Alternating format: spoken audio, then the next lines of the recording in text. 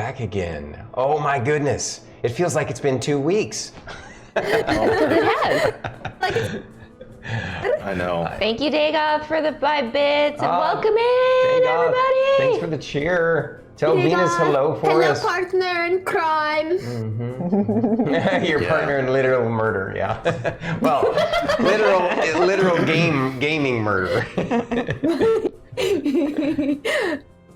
Yeah. Yes. So, guys, we're back again for the Isles in the Mist campaign. Now we're on episode 16. It has been, we've been doing so good, and honestly, the characters are coming along strong.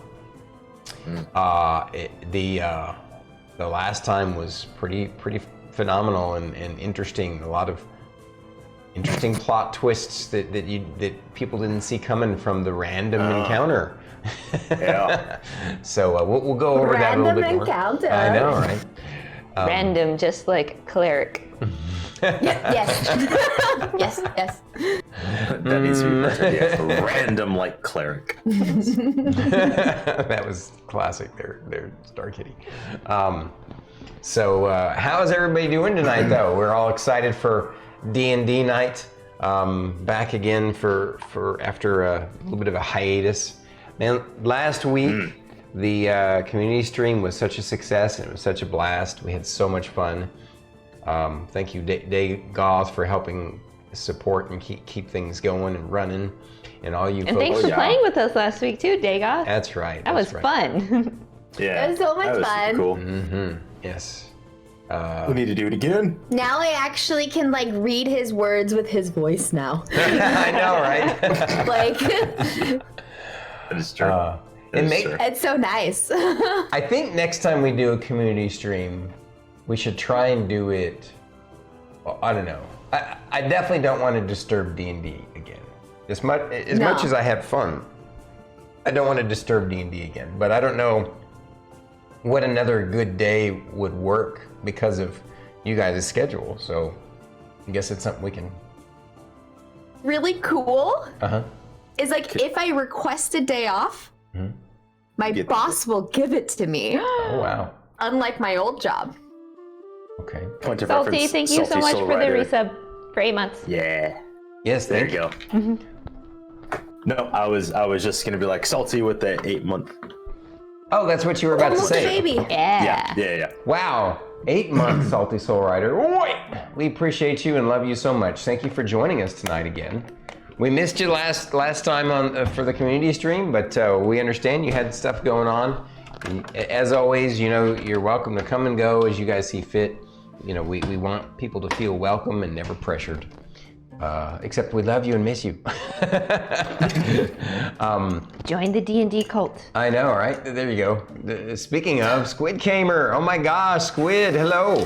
So I don't know if Druid and Fate have chatted with Squid before.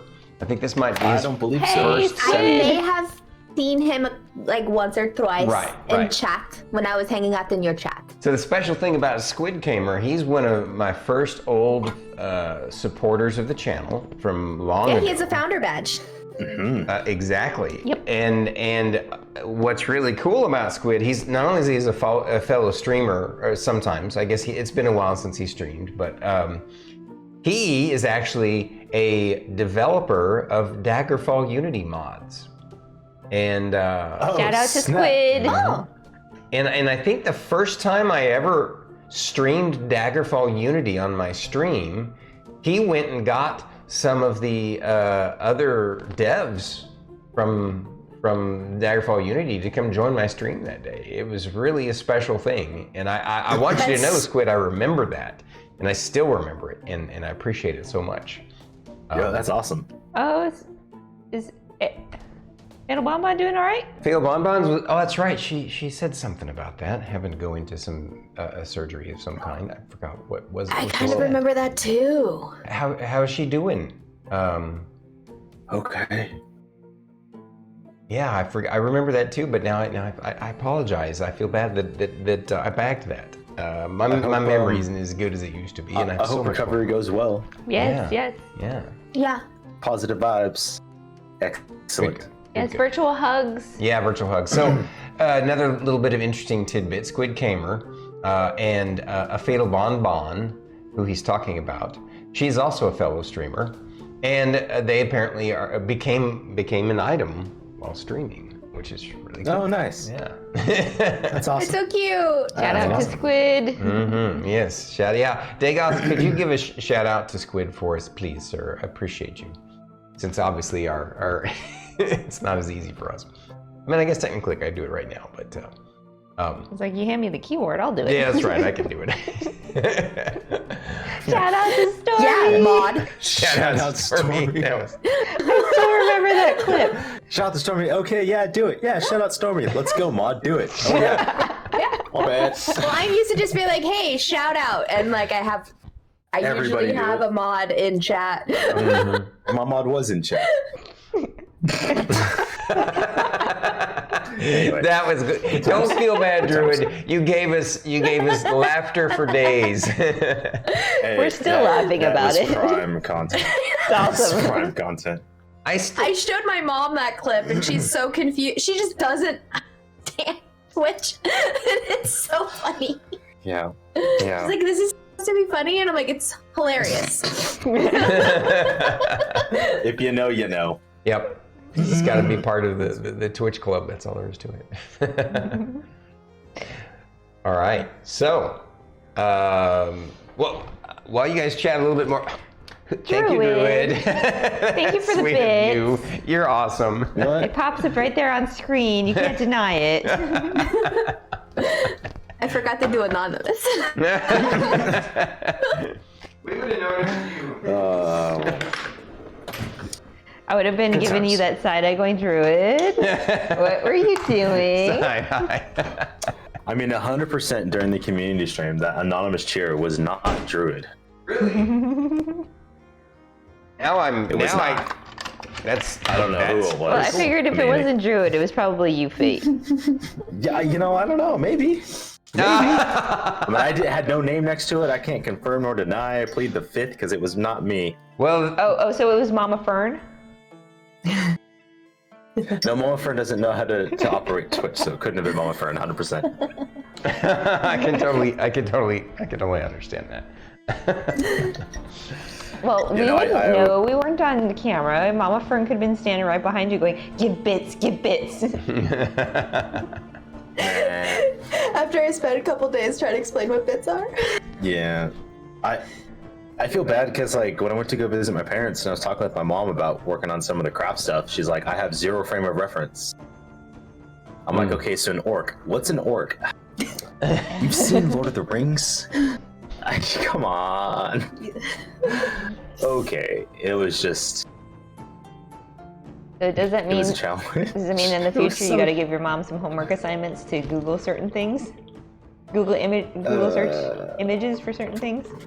No, because that could get in a lot of trouble. No? Yeah, no, my mom. Oh, yeah. Yeah, Well, my mom just like, she's all good, and then she's just like, what? Where'd you go? And then it's, what are you watching? Nothing, mother. It's not what you think it is. So many shows have been ruined. Because that's my mom. Love you, Mama. I had to get in on the coffee train too because you guys both have coffee, so I made myself coffee. Yep, that's literally what I'm doing right now. So we're gonna be a It's four just- square. Anybody else Oh in my chat gosh, we can do got a coffee coffee? tasting. We all have coffee. So the 4 fundamentals of coffee tasting. So I'm Are- actually having the trying Vita coffee. It's actually a medium roast. Yeah, and just so you know, Druid, I don't drink this one very often. I don't do just light roast. I also like this one. Got a dark roast he drinks too. Yeah, that Italian roast. It's a yummy one. I'm drinking a dark roast right now too. Death Wish coffee is a dark roast, and it's a post blend, or it's a blend, but it's like blended post roasting instead of pre roasting blend. Ah, it's good. I understand that now. I don't, but I appreciate the show. We did a coffee tasting earlier today because it was fun. I was practicing my coffee tasting skills, teachings, Man, and he was my first victim. And it went okay. It was amazing. Would you have preferred it to be a wine tasting? No. I can concur with that. 100% no. Yeah. I mean, honestly, like, I enjoy the coffee tasting. I've done plenty of wine tasting. The one thing I actually would like to do one day would do like a whiskey or a bourbon tasting. Ew.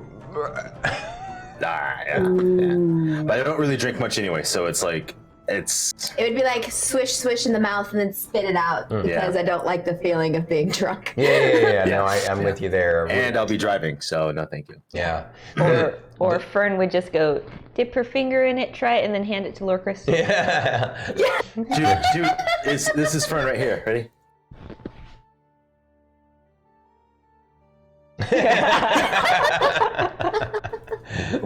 Wake up.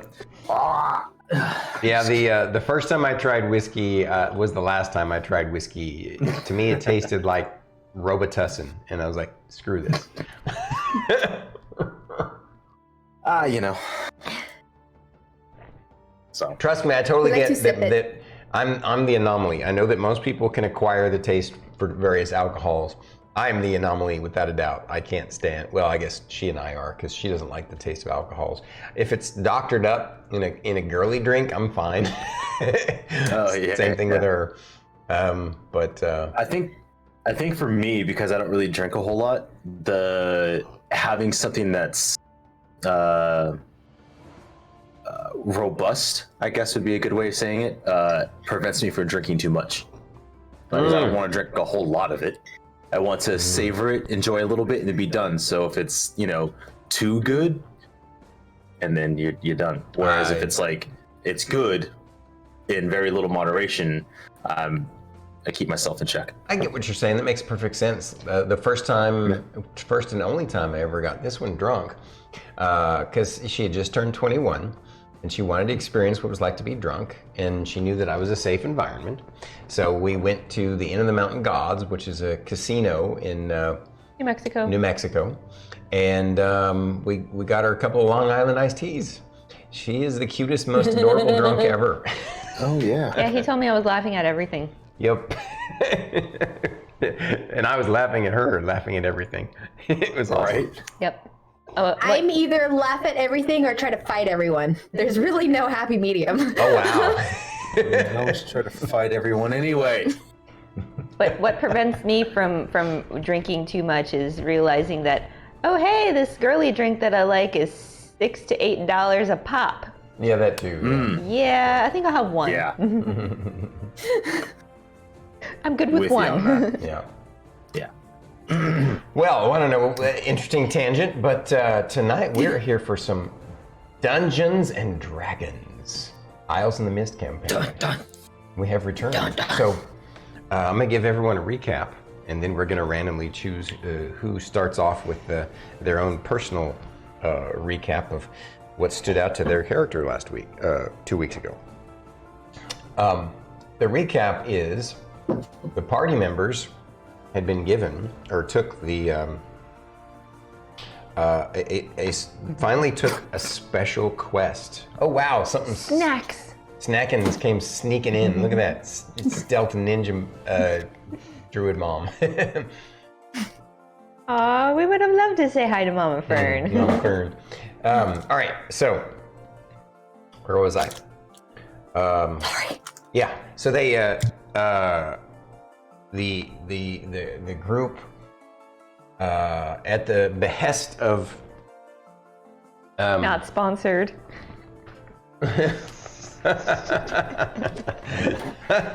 you guys. Sorry, I had to throw that in No, there. I know. At the behest of Mr. Jocko, they finally took the because they've made a lot of progress, and they've grown as adventurers, and their reputation has grown, and they've helped Mr. Jocko's relic hunters grow by leaps and bounds. Pretty much everyone thinks that it's time for them to get their gold poppers. And so Mr. Jocko recommended that they do the basically a special quest to spend 3 days during the full moon at the Forbidden Haunted Watchtower. They're intrigued because obviously this is a strange kind of mission where everybody knows what it is, and so that makes it more intriguing, right? Like how is this, what's the deal with this? And basically during the full moon they need to go spend 3 days guard duty at the Forbidden Watchtower, and they took that quest, and on the way there they stopped to check on not Rhinegold Colony, the other one, Novatrux Village, and when they camped there, a random encounter occurred, but the random encounter turned out to be something far more serious and dangerous than they anticipated. Apparently, a Fomorian, which is in Dungeons and Dragons, a Fomorian is a type of giant that's basically a very corrupt, deformed, monstrous creature that has special evil eye mystical ability that can transform its enemies. And during their fight, our friend Lorkris got affected by the evil eye of the Fomorian. Luckily, he was able. Yeah, he got quasied. quasi Lorkris. But in the long run, he was able to resist it and get out of it thanks to the help of his friends. But the most unusual and shocking thing was on the Fomorian's remains were basically bounty orders that seemed to indicate he was literally hunting for them. And on top of that, he wasn't just supposed to kill the party, he was supposed to kill the party except for Fern and take her alive at all costs. And so now they have something new to think about. Like, why, who hired this thing? Why are they targeting this group? Why are they targeting Fern for capture? And the Forbidden Watchtower, how is this, a test, and why, what's going on with it? So that's where we're gonna be at. That's the recap of last time. And the group has made it to the tower. It is the day before their first guard duty day. They have already camped there in the tower, or not in the tower, but there's basically a wall palisade around it and a small encampment. Basically, it's like a fort, and there's a barracks and an officer's quarters or officer's chamber, administrative building there. And that night, they're basically resting to start their guard duty because they got there a day early. Yeah. Because we're overachievers. That's right, you are. Now, I do have a question. Yes, real quick. please. On that point, so since we arrived a day early, we have 1 full day's worth of time at the tower before the start of our full moon journey, or are we there the morning of now because we got there earlier? Well, I guess when you say, so you got there the evening of the first guard duty day, right? Mm-hmm. So you guys are sleeping this night, and then your guard duty will start the next morning. On the next. Gotcha. Okay. I just wasn't sure if the extra day meant we had 1 full 24-hour cycle. No, that starts because we were early, since we didn't have to fight those things. We didn't wait any longer than we needed to, and then. Right. Okay. Oh wait, now I see what you're saying. Technically speaking, yeah, you guys got a little ahead of schedule, didn't you? Mm-hmm. Yeah, I think we might be an actual full day early. You guys are actually a full 24-hour cycle ahead of schedule. So that would mean because we expected to have to fight and then rest another 8 hours, and then travel, and then we would have shown up either the morning of or the afternoon of our Day one. day one. Okay, so yeah, so that means that tonight when you rest, there's another day and evening cycle before your watch starts. Correct. All right. Okay. That gives you some prep time. Absolutely. So with all that said, guys, we're gonna go chat dark now. So please stick around, enjoy the show. We love you so much, and of course we'll have an intermission later.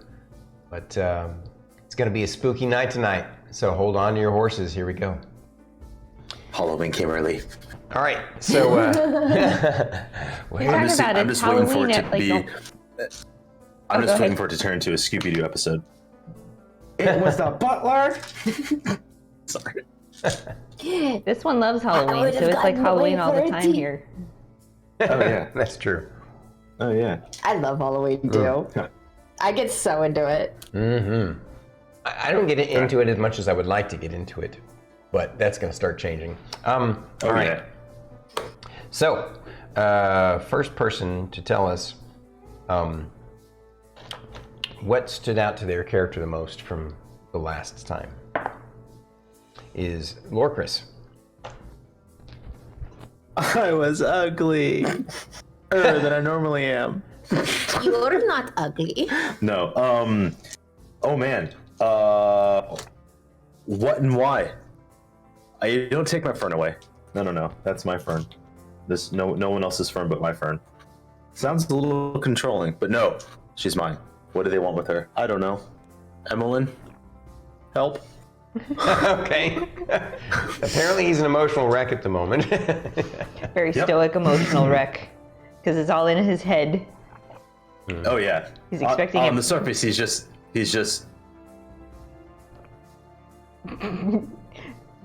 Brooding. Yeah, just blank. But yeah, no, they want Fern. Why do they want Fern? Who is she? What is she to them? Is she more than we think she is? Okay. Starkitty. Okay, Philip, calm Emillynn, down. help. Calm down.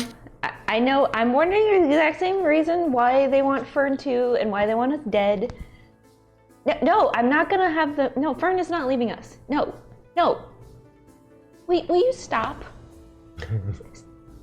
No, Fern is fine. She's still here. See, she's right there. She's right there. She's fine. Okay? All right? Yeah, I know they had an argument, but she's still here. She's not going anywhere. I'll make sure she's not going anywhere. I'm gonna look at Fern. Fern, you better stay in my sights. Stay in my sights. Yeah, I'm sure Lorkris is freaking out about it too. But he's not an emotional being like me, okay? Yeah. Philip, breathe. Fern's not going anywhere. Okay? I know you love Fern, okay? So, inner dialogue between me and Philip. But yeah, as far as what stood out to me the most, like, why do we have a bounty out for us? What the heck is going on? Who are these people behind this Fomorian? There's so much plot that has opened up that me as a player, I'm just like, what? Conspiracy theories start forming. 100%. We're at that crux of player and character can justifiably start making like proper conspiracy theories amongst each other. Yes. Like, yes. and I live for it.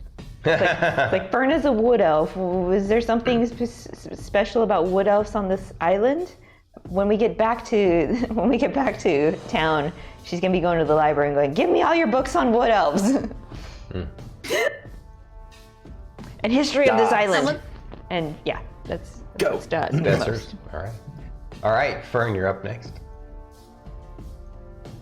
I wonder if they want to take me because, Lady Solana told us like we should come here because, there are wood elves that were spotted out here. And maybe that has something to do with like you know, before I lost all of my memories and everything.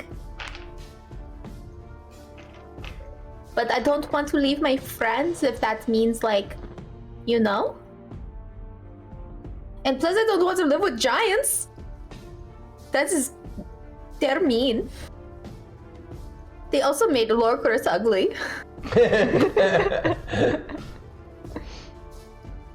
And we're going to always remember it because of this tree.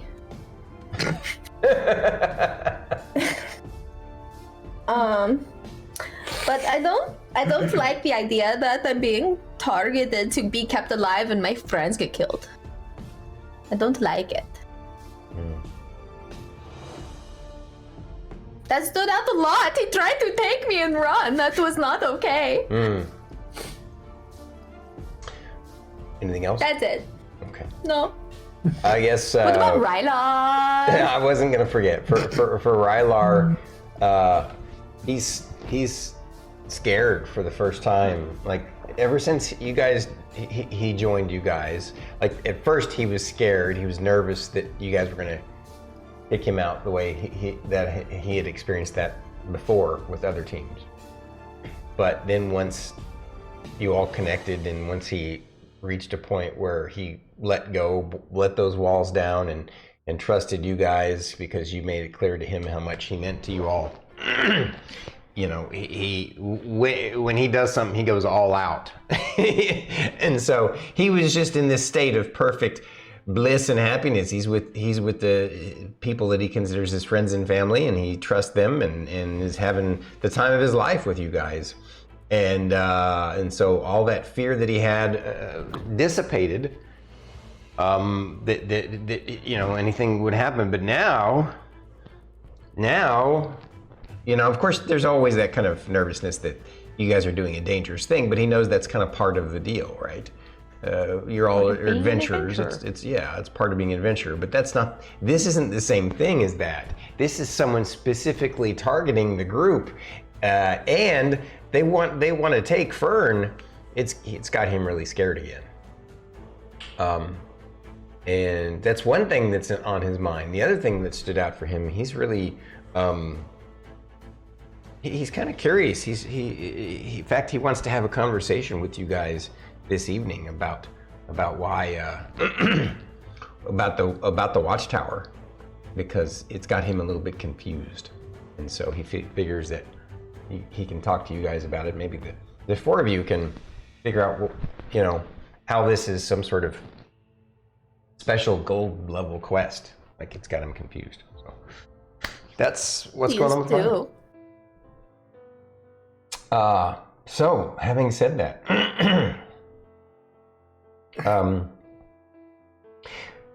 so we're all going to camp for the night, but I believe that you all were going to have a meal together in the mess hall, and so let's do that. Let's have a conversation in the mess hall before you all, or actually, I guess you guys had already had that you had already eaten in the mess hall, and then you already did camp.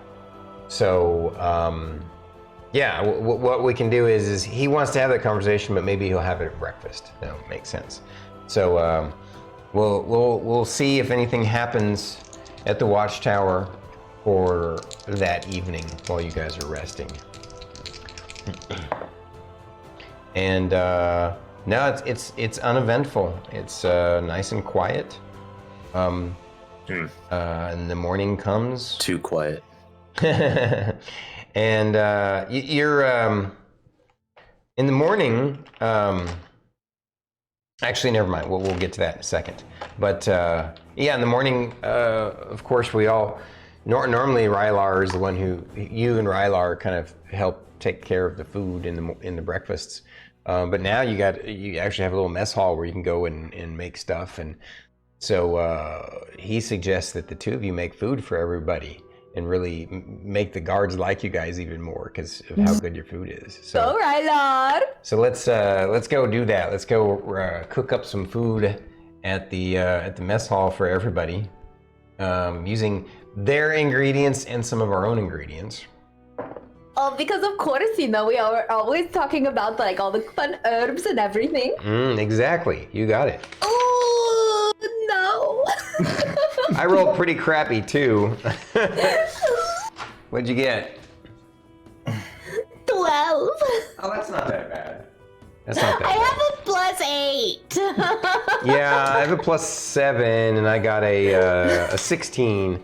So between the two of you, so at 12, basically the way I see it is the DC is effectively 10 as a DC means you make an acceptable but bland meal, right? So between 10 and 15 is an acceptable but bland meal. Anything above from 15 to 20, it's a really good meal, right? Right. And then anything above 20 is like, You are a chef level 5-star Michelin restaurant. yeah, it's delicious. Delicious. Yeah. And so that's kind of the gist of it. So You are we did Gordon fine. Ramsay, but nice. I was gonna say Warden Gamzee because that's Gordon Gamzee. Oh my god. hashtag no copyright. That's so funny.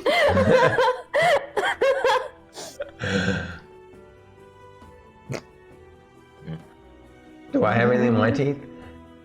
You're fine. Okay. I don't think the camera can see what's in your teeth. Still I there. know. Still there. Dang it!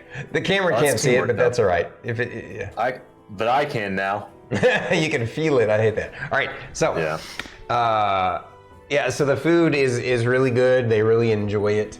But, and honestly, since most of the time the food that they make for themselves is crap, right? This was way better than what they normally get, so it elevates it in their mind. And these guards are like, no adventurers have ever done that for us before. I rolled a 22 Yeah. for my perform Isn't check to give them everything? some early morning tunes. Oh, you're to gonna get do the some day morning started. tunes? Oh, okay. Yes. Oh, they're cooking. Awesome. So I'm gonna talk to the guards and just be like, well, you have to tell everybody that Jocko's relic hunters are the best and most kind and gracious of all the adventurers and everything, because we have the most wonderful Miss Emillynn Ray, who is the most powerful and amazing bard, and she must be worshipped everywhere that she goes, okay? She's famous, you know. they believe you now. I'm gonna go bring some food to Kate and kind of continue to strengthen that bond. With your horse. Right on. Okay. I mean, I'll bring food for the other horses as well. I'm not gonna just be like, feed your own horse, but Right. you know. No, I understand. You want to spend Just, some time with Kate. It's Yeah. totally understandable. Absolutely. So, sorry.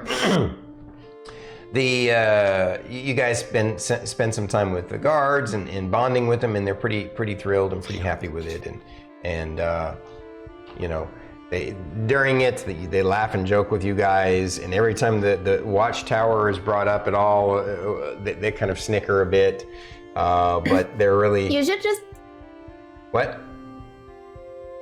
I'm gonna try to corner one of them that looks extra like they will talk to me about it. So the one that's least frightened of you. I'll just instead of doing any kind of rolling, I'll exposition this. No matter how hard you try and get them to talk about it, they won't, because it's kind of like they're explicit orders not to. And also you get a sense that they, despite the fact that they like you guys more than the average adventurer, the one thing that the guard says is, well, you know, I don't really want to ruin the experience for you. Is it going to kill us, yes or no? Well, I guess it depends on if you're good adventurers or not, and how strong-willed you are. Do I look like I'm strong-willed? I don't know. Oh, how rude! I made you breakfast. You're supposed to say yes, even if it's a lie. Well, I don't feel like it. I should lie to you, little lady. Oh, you passed my test. You're my favorite. All right. So Insight check. No, I'm just kidding. Our, for some reason, this has Coffee strong. Went crooked. I don't. No. Oh, he's fixing that. It's like Right. one of my conspiracy theories revolves around Lady Solana. It's like, why did she send you guys to this island? Hey, now stop that. No, you wasn't. Right? Right? That is a good point. I just. She has connections on this island. Okay, there we go. All right, that's good. The conspiracy theories will start. No. Okay. So, do you actually want to roleplay that in No. character? No. Okay, so that was. No, that was out of character. That was out of character just for funsies. Okay. Yes. I take it I take it she said something that you hadn't thought of. Yeah. He probably did. Yeah. You did? I didn't. I mean, everything's on the table. I mean, there's something that I feel. You know what? Okay. Well, Lorkris is gonna want to do something. Also but continue. out of character, there's a part of me that's like, is your mentor really dead? Let me just wait because I'm about to. You guys need to stop. Continue, please. You guys need to stop. It's gonna be fun. Stop giving But the only DM because- ideas.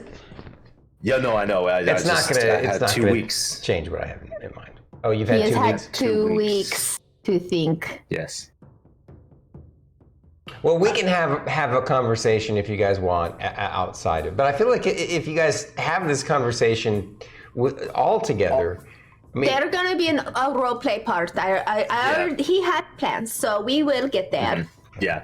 All right. What I want to bring up is an RP element. I don't want to spoil that in a player-to-player conversation. Oh, yeah. Gotcha. Understandable. I appreciate that. Yeah. All right. So, Okay, I must go.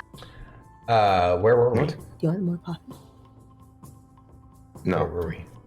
I lost track of where we were at. I don't need more coffee. This is already worth 6 cups. Fern was talking to a guard, and she's like, "You passed my test." Oh yeah. So, but basically that morning goes really well.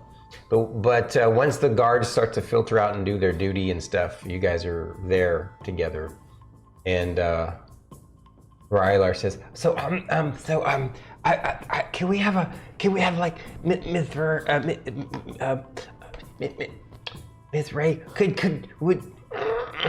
Do you want to have a conversation, Rylar? Can we have like a meeting? I don't know if it's okay for me to call a meeting. Yes, you can call a meeting. Okay.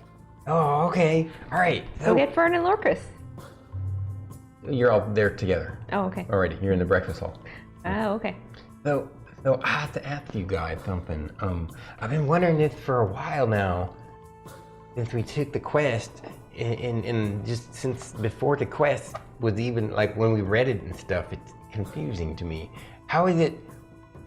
I mean, normal quests are like, maybe you hunt for something that's been seen, or there's like, I mean, some of the places are static. Like if we were to ever to go over to the Goldothian mines, they're obviously fighting monsters down there, right? That makes sense. But how is this? What's going on with this Watchtower quest? Does it make sense to me? So we're gonna be here for a specific 3 days during the full moon, and we're supposed to do what? Just have guard duty? How's this a gold level test quest? What do you guys think? I don't know. They haven't really given us any more information, so I have nothing to really go off of.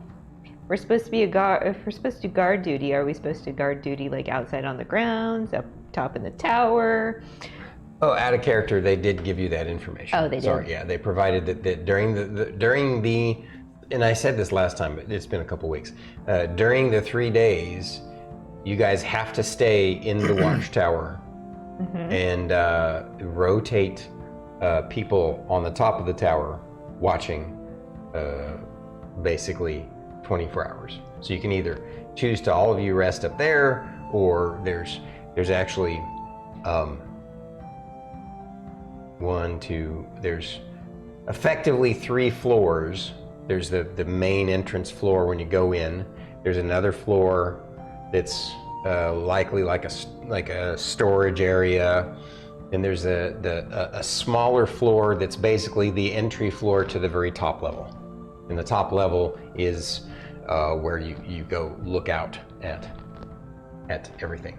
So, and you basically need to keep watch during the three-day time, and you're not allowed to, you're actually locked in the tower and not allowed to leave unless the guards determine there's some sort of emergency, or you basically insist on leaving yourself, in which case you fail the quest. That's all you know. So 24-hour guard duty, there's 4 of us. Well, 24 hours for 3 days, though, Yeah. so it's actually, what is that, 72 hours? Mm-hmm. You guys are still muted. No, we're not. Oh, I didn't. 72 hours. Oh, okay. I didn't hear you at all. That was weird. It was like you were muted.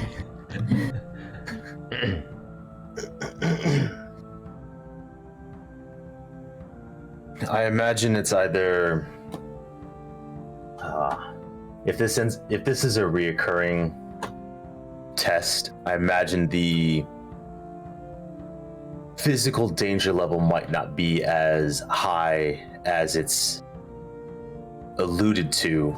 However, I feel it's more of a mental test than anything. These are longer watches than what we're used to. Mm-hmm. And if there is something here, it's probably, I say probably, and I could be way off base, but if this is a rite of passage, it's probably well within our wheelhouse, but we're going to have to utilize different tactics or ideas than we have before because of the challenge that it is. I have a feeling that it's haunted by ghosts. So that's what I was thinking too, Miss. That's what I was thinking too, Miss Fern. But the thing that confuses me is, if other teams have experienced this before, wouldn't they have? If it is haunted by ghosts, wouldn't they have dealt with it?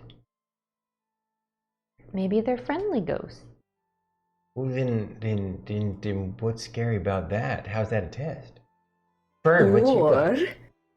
Or, because it's under a full moon, what if it's like a werewolf or something, but we can't kill it because it's a guard and they're cursed or something, and we can't kill it because like it's our friend and they just happen to be cursed. So we can't kill it because it's a rite of passage, or something. Wouldn't sometimes people accidentally kill it? Like other adventurers? That's true. I don't know. Oh no. So what makes me think like this is more of a mental test than a physical one? What if the tower is alive? More or less. Why didn't we go like research this place at the library before we left? Because we had so much other stuff going on. And other things we wanted to do. Completely forgot about it. Oh, okay. I didn't think of it either until I was here. Library here. I don't know, is there a library here? Library where? In the tower? No. In the tower or where we're at, or You mean there's a these study. guards Is there don't have books in the anything to study? read? No, they're guards. I have something to read. And this is... Emillynn, did you ask, like, is there anything to read out loud? Yes. Like, yeah? Lorkris is just gonna be like, huh? And then, like, reach into his bag and pull out Skithrix's journal that he's kept, his mentor's journal. Oh. That he's never really looked at. I remember we talked about it in the very beginning. Mm-hmm. I have very bland notes on it, like one line, and I don't remember if you actively gave me all that information, or we expositioned it through, or we never did. I'm not sure what did you mean. give me what you mean by that? the journal? So the notes that I have is there's 2 different orders. Like, he has a journal, and there's 2 separate orders that are in there. And whether, I can't remember if those orders are like an order of like a command or orders as in like a organization. Organization. Organization. Yeah. And I remember that I do have that strange tartan or that robe that has the logo of the eye on it. Yep. And it's kind of starting to come together. Yep. What else is in the journal? You said your character never really read it much, right? So I don't remember, because my Lorkris has never really brought it up and brought it out because it's kind of just been what have you. But I know we talked about it in the beginning, so I don't remember if we actually did go over it and I forgot. I think this is, I might be off base, but I think what's going on is you had it, but you were never in a mental state where you felt comfortable reading it because of what happened. Of course, there's a part of you that wants to read it to maybe understand why he did what he did, but you're also been scared of the fact that if you find out he had some valid justification for wanting to murder Fern, then you're going to feel bad, feel even worse about it, right?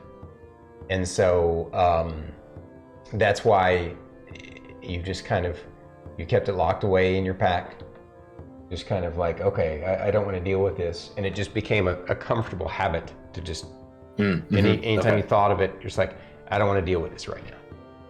But you're right. Now it's time to deal with it. A decent time to take a peek at it. Yeah. Yeah. So you bring this journal out, and everybody sees you bring this journal out. You've been keeping a journal? Yes, but no. It's not my journal. It was my mentor's. Why do you have your mentor's journal?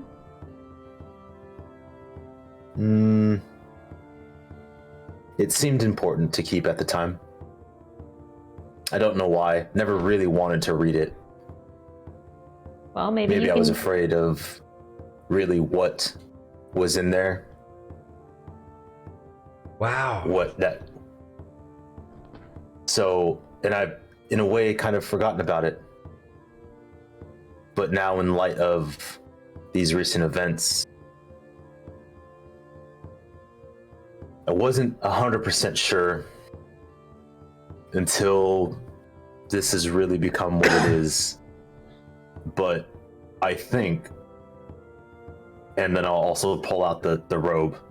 My mentor was part of something else.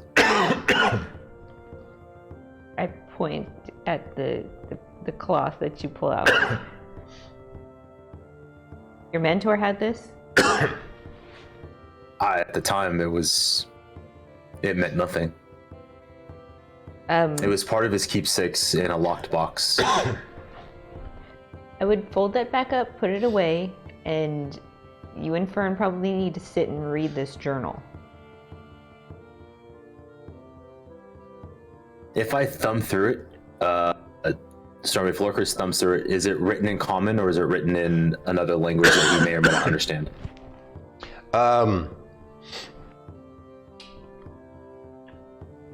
It's written in. I can tell you the link. It's written in common. Okay. Actually, no. It's not written in common. It's written in Druidic. Even though your mentor was a cleric, not a druid. Though I feel like that's not surprising to me. Right. Considering the teachings of Melora. You can't read it. Yeah, I can't really read it. So it didn't really... It's written in Druidic.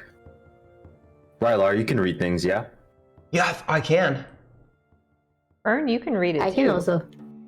I was going to say I could read it. Actually, I think we determined that your character, because you haven't really been exposed to Druidic yet. Oh, that is true. That is true. Yeah. It's not that. So back it up a second, and so he says, "Yeah, Rylar, you Just can." kidding. Just kidding. Yeah. So he. So what? You hand it to him? So as you're handing the journal over to Rylar, I'm gonna be like, let's take this away from the mess hall. Oh, that's a good idea. Wait, why? Because we it don't could want get people messy. overhearing us. Oh, okay.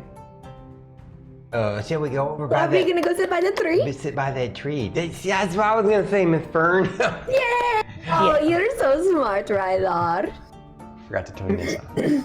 Go sit by the tree and Okay. figure out what's going on. Down by the river, right. eating government cheese. Sorry. What? Chris Farley, you living down by the river in a trailer eating government cheese. SNL skit. Anyway, Oh, okay. Sorry.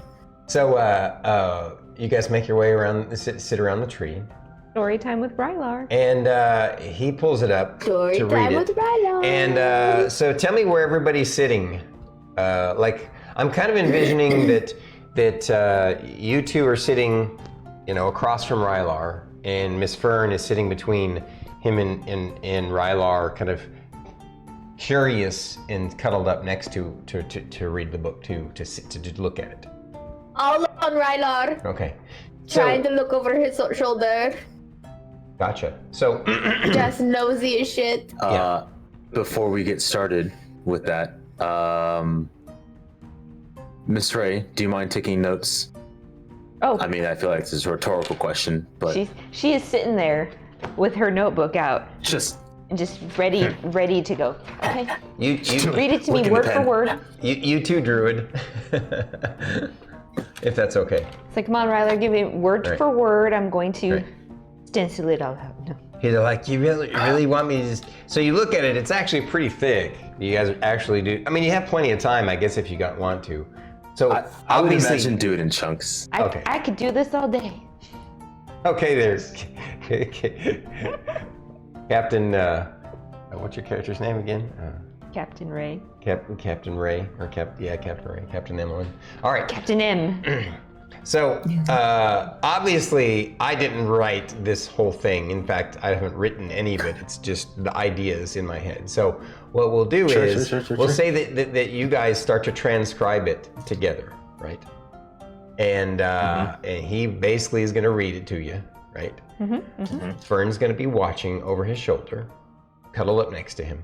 You're going to be writing it down, and then of course Lorkris is going to be Intently listening. anxiously and intently listening. Yes. Yes. So what I'll do is we'll just say that you guys, it's pretty long, but if you spend, let me think, how many hours would it take to transcribe an entire journal? Obviously,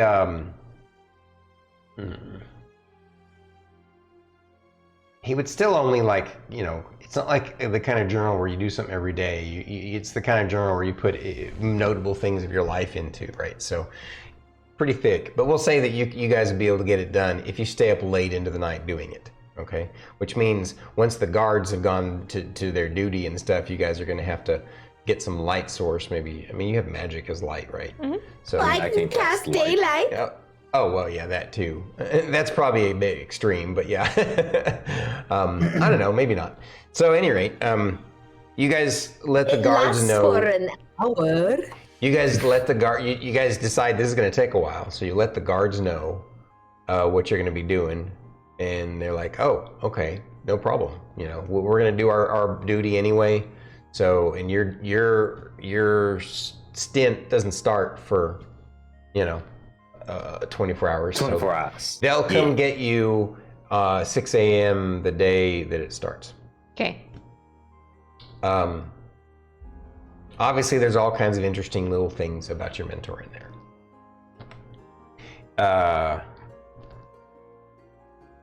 Actually, what I'm gonna slightly retcon something that I said. I'll say this: the journal is mixed between common and druidic,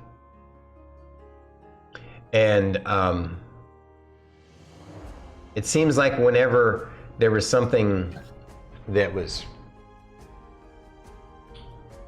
kind of secret, he would write it in druidic.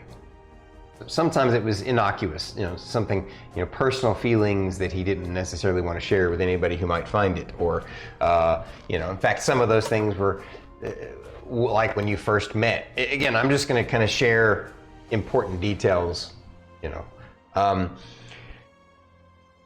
he some of the times he was very not secretive. Like in common, he would talk about the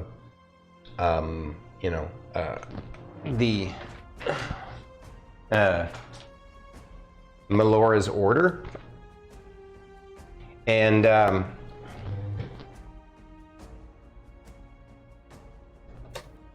what you find interesting in the common sections where he's talking about Melora's order, he's talked about. It goes back far enough that he started doing the journal effectively after not too long after he had joined the order of Melora, as a cleric of Melora, and but some of the druidic stuff in there talks about how he had actually been intrigued by nature before that, and that was kind of what drew him to the Order of Melora. He had basically met some wandering priests of the Order of Melora, and in some of the common tongue, he talked about different experiences that he had. He talks a little bit about just the things that have gone on that impacted him, and then later on he talks about you, Lorkris, and how proud he was to meet you, and how you even it seemed like he was happy to mentor you, and when Rylar's reading those parts, it kind of makes you feel obviously a little bit sad and a little bit racked with guilt and things like that. But you soldier on, listening to them as they translate it. You find though that in the secret parts, apparently there was a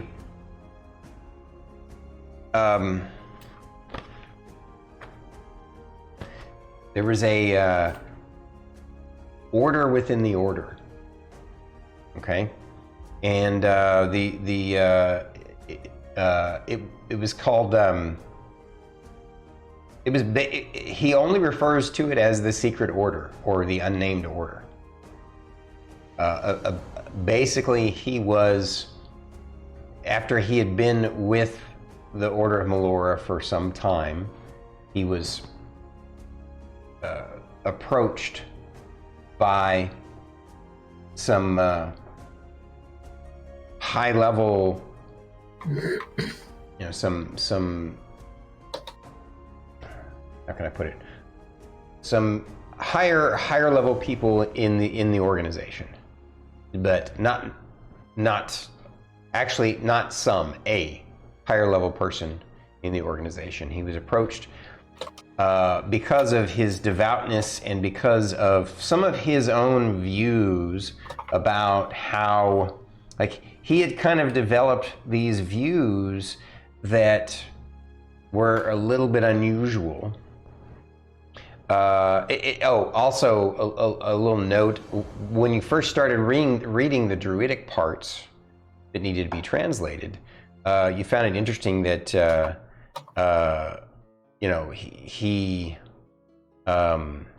this was shortly after he had been recruited by. This again was the secret stuff that's in there. He had been basically recruited by this higher level priest deep within the organization, and he purposely doesn't name that person at any time in the journal. But apparently that person was a druid, even though most of the people of the Order of Melora were actually priests. It was a clerichood, right? But they do talk about that their origins were from an ancient line of druids. Well, apparently, when he was approached by this high-level person within the organization, within the Order of Melora, he learned a lot more. He basically took him under his wing because of his ideas were that The Order of Melora should be the defining, controlling kind of religious order, and should be spread more aggressively and assertively throughout the known lands of the mainland, right? The main continent, and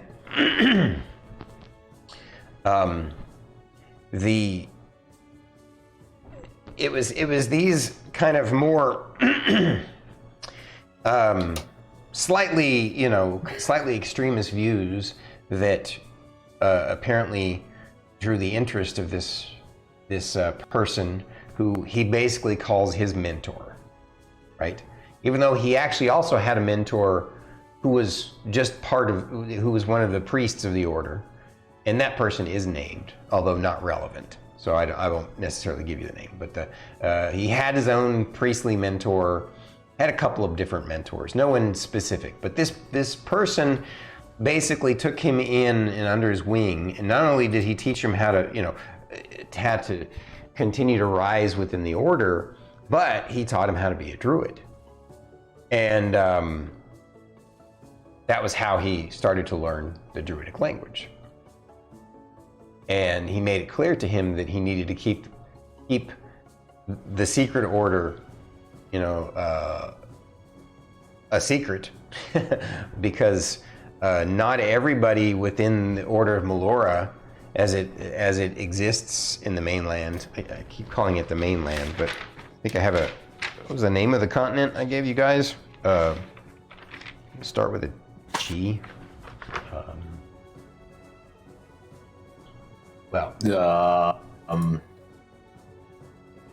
Hold on. All right. Could be wrong about it starting with a G, but.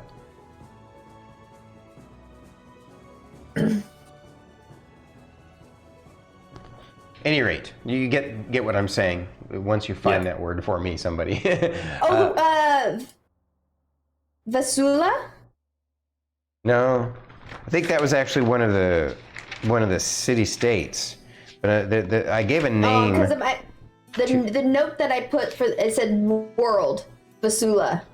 Oh right, that's the name of. Grimnora Thicket is the forest that we were found in. Greymount Village was Lorkris's village. Sorry, it's been a while since.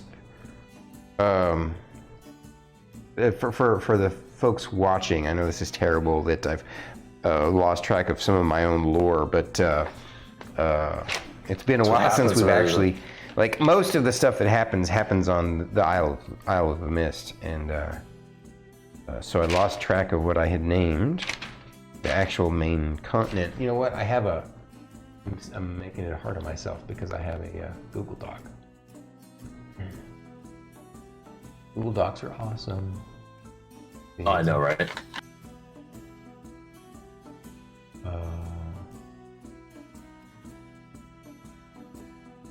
Let's see, what do I got there? Sorry. Was it? No, it wasn't that. This one. Yeah. I forgot Fern got seasick. All right, on the voyage too. So, just as a quick refresher, yeah, that's right, she did, didn't she? Yeah. As a quick refresher, the world's name is Vasuna. That's the name of the planet, basically. It's half the size of Earth and is mostly water. The only continent is on one side of the planet. The other half is a vast ocean with small polar islands in the north and the south. The central continent's name is Grizanthia. A lot of notes. Yeah. I know. So I'm excited it to would have been hard to retranscribe find. them. So, and Grizanthia is roughly the size of Europe. Again, small planet.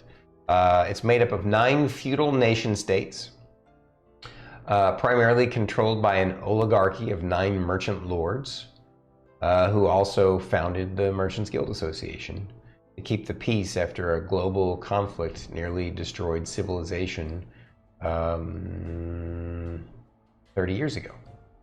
And you left from Trader Town, went to the port city of Zon in the nation of Brunwick, And yeah, so that's the quick recap. So yes, so back at Grizanthia, was obviously there's several different religions that dominate Grizanthia, and the Order of Melora was a well-known one throughout the multiple regions, is relatively peaceful, non-aggressive, just kind of welcoming kind of religious order. Worshipping what the order, believe is the goddess of nature. So that's kind of stuff is in the journal. But apparently this, the more you read into your mentor's journal about, reading when he was doing the secret talk in the Druidic, apparently the Order of Melora has been around a really long time, older than people think. That its origins were from Druids that migrated here, supposedly from lands far away. This is all stuff you find in the secret parts, in the Druidic language parts. And remember, I told you guys in the continent, the main continent land of Grizanthia, Druids are really rare, like really rare. They do exist, but they are rare. And so back to it. The continuing more, learning more about. The deeper he got into this sort of Illuminati type of organization within the Church of Melora, they basically were of the perspective that there was some sort of catastrophic war long ago that is not known to Grizanthian history, and the few survivors of that war were the ones who made their way to the Grizanthia from lands far away, is what it says, and they basically were the remaining people, and it had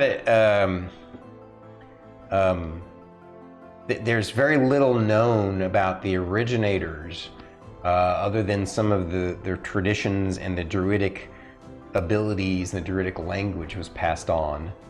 But again, this kind of secret history supposedly exists, that there was some great war long ago. And because of that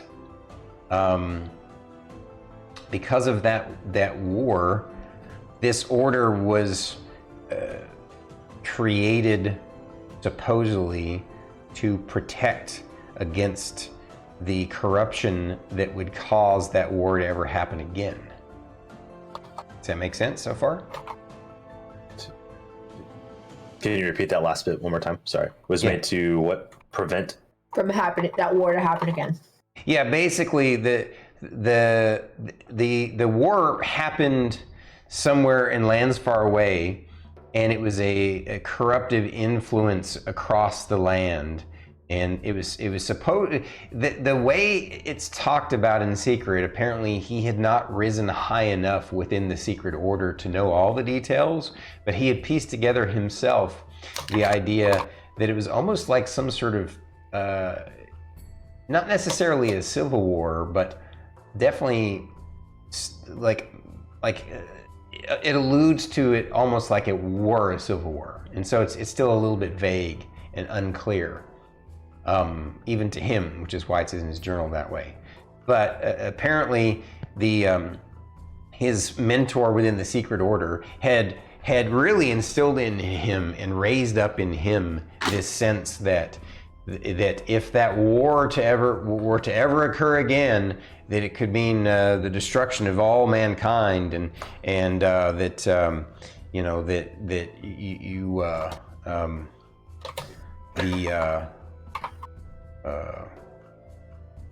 or not all mankind, but all humanoid kind, I should say.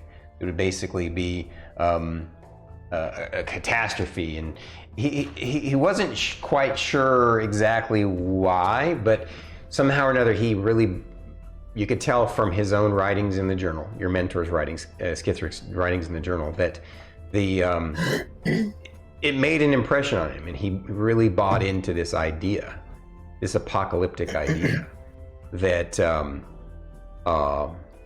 some sort of ancient race of people, some ancient race of people with that were originally a druidic people. They were basically had some sort of terrible war, and it caused all kinds of manner of abominations and corruptions, and it was extremely destructive.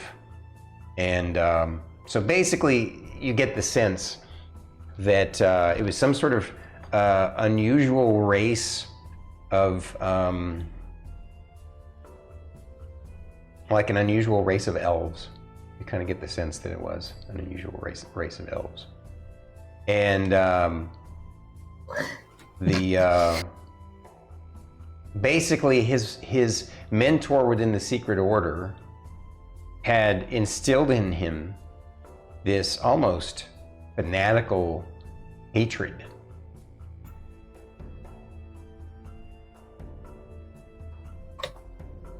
of this secret history, and this fanatical fear of the secret history and fanatical hatred for the people who caused it, and that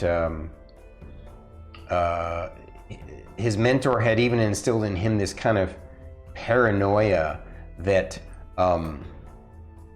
more, you know, that it's possible that people from that era, however long ago it was, because it's not clear in his journal, however long ago it was, some of those people might still exist. If some of the people you know, survived that and got away, that means it's possible that some of the, you know, people who engaged in that war still existed. And what you find fascinating is the again, he doesn't give it a name. He keeps calling it the secret order, or the hidden order, or the order that shall not be named, right? But their symbol is the bloody eye.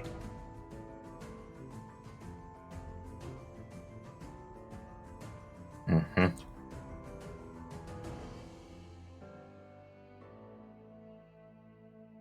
So the secret order that his mentor is a part of, their Correct. symbol is the bloody eye? Correct. Propaganda. So I didn't hear a lot of what you said. You cut out, unfortunately. Oh, I was Propaganda. Propaganda. Propaganda.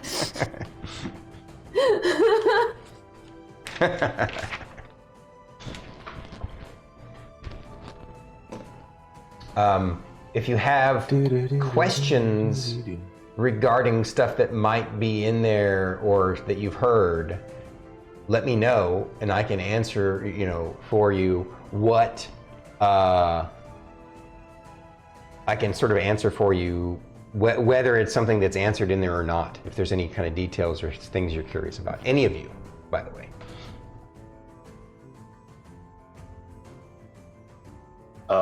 Does he make any mention of what's beyond the Iron Crest Hills and the Deep Woods? There is no specific discussions about this island at all. In fact, you get a sense from the journal, he never left the mainland. He never left Chrysanthia.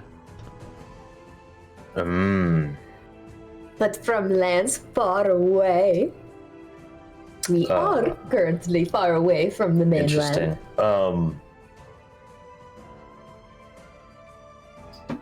So you can kind of piece together a little bit. Apparently, according to this, what you've learned, some people, some druidic cult came from what you suspect is, if you're right, is the Isle in the Mist, and came to the mainland a few hundred years ago, at least, and started this order. And it's morphed into a religion, but there's a secret religion within the religion. Would you say it's a organization of heretics? No, not to them. No? Not from their point of view. No, but from the standard point of view, like it goes against the traditional teachings of Melora? No. No. No, His radical thoughts well, It's just remember hardcore. that the traditional teachings of Melora on the main continent of Grisantha is a known religious order, right? And Yes. This particular secret history and this secret order doesn't necessarily go against any of their, like, he was still supposed to uphold all of the same kind of benevolent features Gotcha. of the Order Okay. of Melora, but apparently this kind of secret thing going on in the background was meant to be sort of like, oh, you're now one of our special elite guardians. We're passing on this special secret okay. knowledge to you so that you can Gotcha. pass it on to somebody else in the future that you deem worthy, so that we can keep this secret order going, this secret cult within a religion going. It wasn't like some sort of conspiracy within the religion where they knew they were duping people within the religion, right? Okay. It was more Okay. like, kind of like, if you, the best analogy I can give you is what was Tom Cruise's thing, right? Like if you're just a surface level person with the Church of Scientology, it's pretty kind of neat. It's got some neat ideas, and they're nice and friendly and helpful. But then you go deeper in, and you see that they got some really crazy shit going on. Yeah. So you're telling me they're a bunch of Scientologists? Not exactly, no, but yeah, Yes. it's a No, similar, okay. the similar comparison. Not exactly a direct comparison, No, but okay. similar, because No, I got you. again, technically speaking, the Order of Melora is a benevolent order, and they do good things throughout the world. And even this secret order within the order, they didn't really do anything nefarious. They just were there as watchers to protect against this race of corrupt elves from ancient history that were supposedly some sort of abomination to nature in their point of view.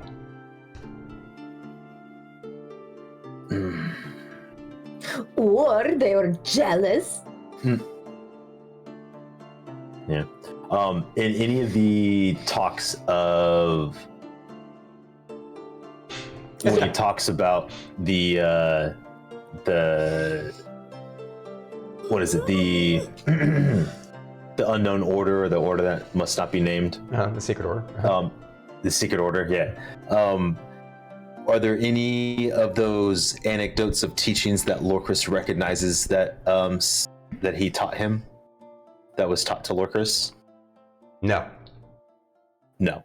No. They are separate. You can tell based upon the way he trained you as a literal cleric of Melora, Paladin of Melora, that that was not the case. Now, there is some mention in some of his latest writings, not long before the terrible event happened, where he mused that he as much as he believes in you and really enjoys being your mentor, he mused that maybe someday you might be worthy of bringing into the secret order as well.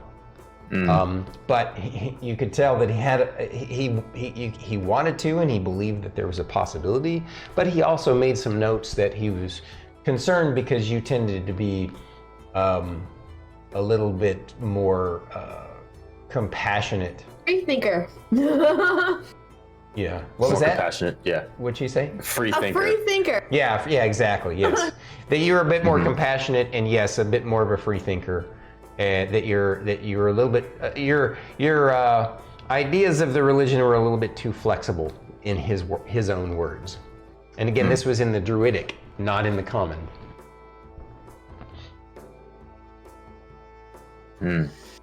Can Druid just say something out of character? Yeah, I mean, One of my theories was a Civil War theory. Can't confirm. Oh, okay. Yeah. You still and don't it. know if that's all. actually. That's why I was excited. Yeah. That's why I was just really excited. That was one of my theories. Right so on. that's it. StarkItty had to go pee. I'm gonna have to do that after she's done. No worries. I also have to pee, so Oh, I'm okay. gonna take. Well, this won't be a break or night. We'll just take quick breaks. Sure. Right. I will tell you, in this context, out of character, of course. Yeah, the other day, I was like, have I really read the journal? I don't remember. Did we? And then I was just like, how do I properly, like, if Lorkris has read the journal and he has information that he just doesn't remember to share, like, what is he missing? On top of, like, what's in that journal I need to know because it could be prevalent. Yeah. Well, like, again, I feel like it's very believable that your character would hold on to it, and then maybe for the first year you would be tempted to read it, but then you, like we said, you'd be torn by the guilt and the anguish, and so you would stop yourself and say, no, I can't deal with that right now, and you would leave it in the bottom of your pack, and eventually it would be like one of those things that you leave in a junk drawer, right? Yeah. Eventually, it's not even a thing anymore. You don't even think about it. There's stuff piled on top of it almost all the time, and you just forget about it. But It's just not now tangible. that you're in this situation where, oh shit, we're on an island, you know, where this symbol has popped up again, and now it's just like, all of a sudden, light bulb. Yeah. 100%. Anybody have anything to read? I do, in fact, have something to read. Yeah. It's absolute whole biscuits. Now, to be clear, you know, like I said, actually, to be clear is to be vague. In the journal, it's vague. It's vague enough that your mentor's kind of hypothesis was that it was some sort of civil war, but he's not actually sure that that's the case. The history from his mentor wasn't clear enough for him. Yeah. So she heard that, right? Yes. Okay. So. Okay, so Fern wants to clarify a couple of things really quick, okay? I just want to make sure that I am understanding everything that you are reading really quick, Rylar. And I want you to correct me if I am wrong, Lorkris. So basically,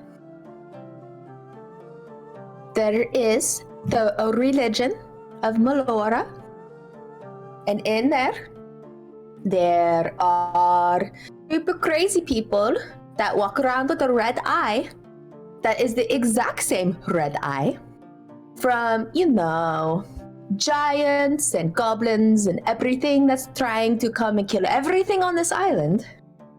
It's the same red eye. There is a talk of a civil war, and they want me. So... And while your character's saying all this to everybody out loud, you're obviously talking about it, and you've been watching Rylar read this stuff. You're seeing this. It's almost like a light bulb goes on in your head too. The words that you've been reading, as he reads them out loud, when you get to the end of the journal and you articulate everything that he has just read out loud to you guys, for your character, it's like the letters and words on the page suddenly become something different almost. I mean, not literally, they don't magically change, but you suddenly can read the Druidic flawlessly. Cool! I can read through the stuff. Because Rylar is amazing teacher. Rylar's like, he's like, what? I just read it. I didn't know I was teaching. But you read it and it made sense to me. Now I can read it now too, because you are a great teacher. Okay, so I really just want to get back to the fact that your mentor had the same shit on him as the goblins and stuff. Yes? Does anybody find that weird? I do find know- it weird. I also find it really interesting that you're now able to read Druidic. So you're We put a starting pin in to that. get memories back. Fern. Probably. I don't know.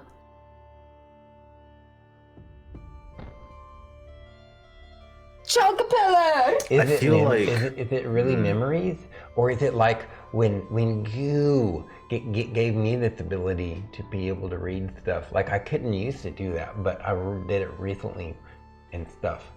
Well, for all that I know and understand of Fern, she was found completely amnesia. So Yeah. she did have a life before the amnesia. Yeah. So it That's is what I'm assuming, at possible least. for somebody that has amnesia to slowly regain some, possible all memories, but Rylar raises his hand. yes, Rylar. What's amnesia? Amnesia is when you forget a whole bunch of stuff up until the point you remember. I get that all the time. Mm-hmm. I can tell.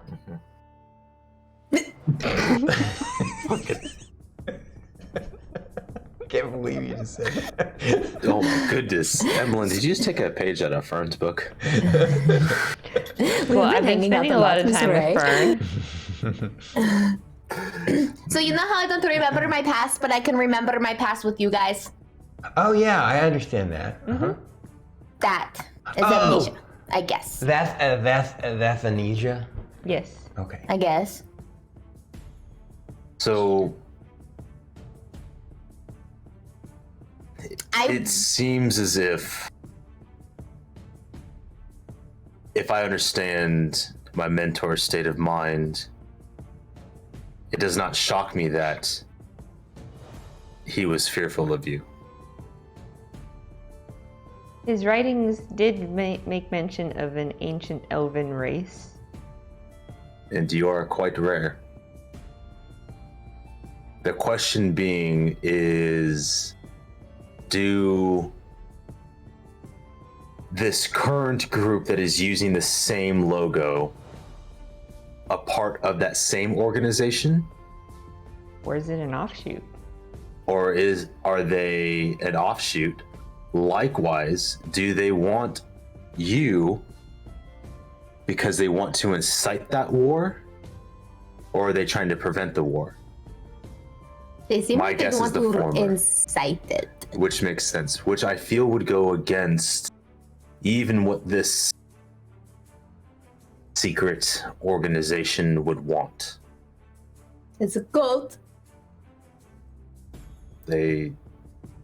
One thing is Rylar. notable Oh, yeah, go about. Sorry to interrupt you. One thing that is no, notable go ahead.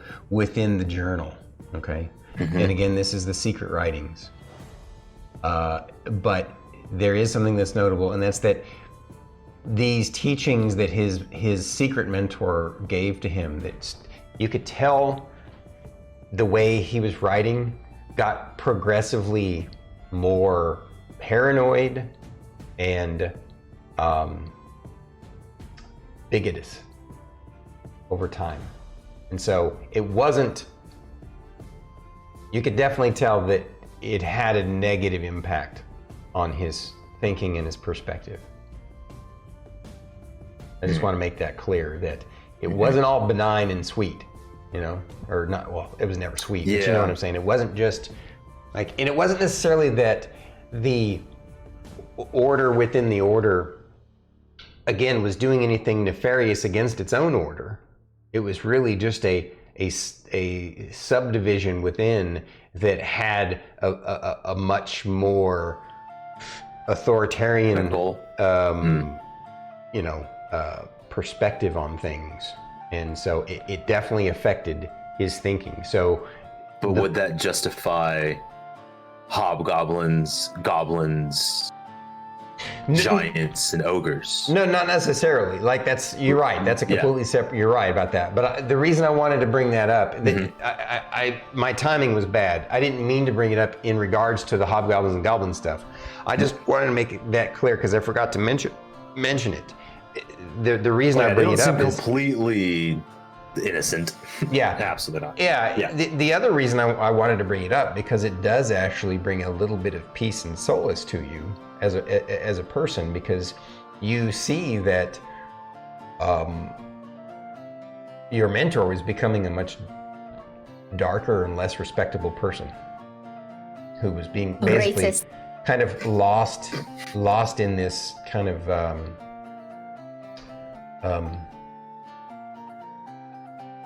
Lost in the sauce. Yeah. He drank the Kool-Aid. Drank the electric Kool-Aid. Yeah. And so Chocolate. yeah, it's both sad and also Comforting. a little bit comforting, right? Like it does actually make you feel a little bit like, I did the right thing. I did the right thing. Yeah. Yeah. Well, that's a the lot to unpack. accomplishment music. While you guys are absorbing this, I got to go potty. So, There's a lot to unpack here. There's definitely I a have a lot to theory. unpack here. I have a theory. What's this theory? This is okay. So, what if? What if you were The Civil secretly the War? ringleader behind it all? And you got Oh, I amnesia? don't know. Maybe. What if I was? That is so cool. What I was the leader of the rebellion. What Who if it's knows? Solana? Huh? What if it's Solana? She's trying to get rid of you. No. Oh, that's some No. shit. Doubt it. Press X to doubt. Press X to doubt. No, okay, so okay. So what if? Yeah. Because you know how as soon as we met and stuff, we were like, ooh, she loves you and whatever, and I was like, I don't know, maybe I can. And then all of a sudden, I have I have Chonkapillar, and I'm like, I have dreams by her and stuff, So what if? Because I'm a druid and everything. So what if, the Civil War, the people that were not druids, but they wanted to be loved by Melora as much as the wood elves like me and stuff, what if they were super jealous and they wanted to take all of that power and stuff, and they were like, we also deserve Melora too, and then, and then they tried to wipe out all of the elves and everything. And then maybe that's why, and then of course, the history is always written by the victors and everything, so they could have made all of the wood elves sound dangerous and demon-like and stuff and everything, but they really weren't. They were, just happy people that worshipped trees and everything, and they were jealous and wanted to take their power and everything. There's a lot to unpack here. I'm just No, thinking, yeah, I 100% that is in character. Lorkris is just that's his brain hurts. I just really hope that I'm not from bad people, so I'm trying to make sure that I'm at least from good people or something. Well, you are good people, so that's what matters. Do you think maybe you could ask Melora or something? I could try. What was your question, Miss Ray? and stuff. You had a question? Lorkris, did your mentor know Lady Solana? Not that I'm aware of. No. She was never brought up in any conversation. Maybe Solana may be aware of my mentor. I would not put that as a thing that would There be... was no connection between them. No. They had Yeah. the two of them had traveled some time together even enough time to have leveled up some before they even met Lady Solana. I think, like you'd basically become a We spent level. a year with her and everything. Right. Yeah. Right. Before that, though, your character, Lorkris, had basically spent enough time to become a level 1 paladin in the order. Mm-hmm. Then you met and saved Fern from your mentor's Outburst. Yeah, whatever you want to call his rampage, right? And then for a few more, maybe a few months, you traveled together. You gained another level, right? And you to also level 2. taught her how to speak again. Yeah, during was that that? time, just being with her and communicating with her, language started coming to her really naturally and quickly. Yeah. So I mean, maybe, But no, there was no if connection. As far as you know, none there's that no I'm aware of. connection. Yeah, It's as not far as I know, impossible, nothing. but there's no reason Correct. why. yeah, it's not an impossible idea, but slim. Okay, this is like out of character. Didn't Lady Solana actually recognize the eye, though?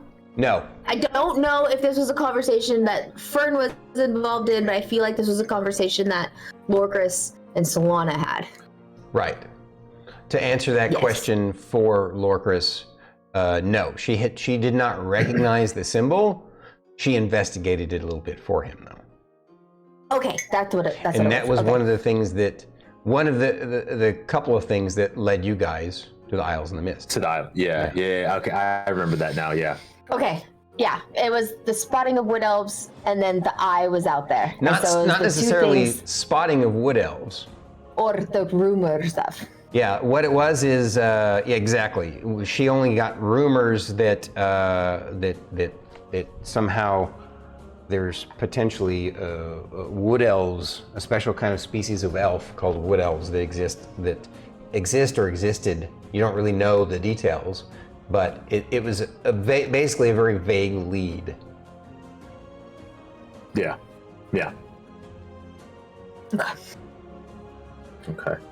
Okay. Well, What do you think, Miss Frey? What's your theory? So you're somehow connected to this island in a way, because why else would they want you alive? Maybe that ancient race that your mentor Lorkris had mentioned is still around, and maybe Fern is part of that ancient race.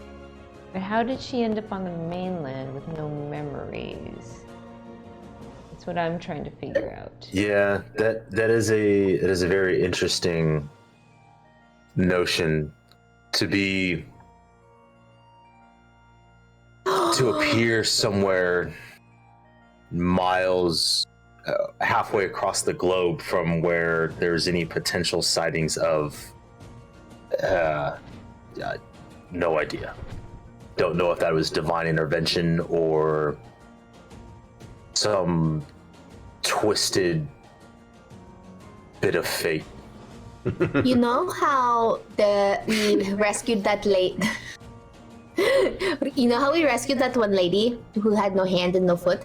And she was like, a vegetated state pretty much because, she was kept as a tortured prisoner for a really long time for the bog witches and stuff. And then we took her to the thing and you killed her and brought her back. And then she had no memories, but she was fine and stuff.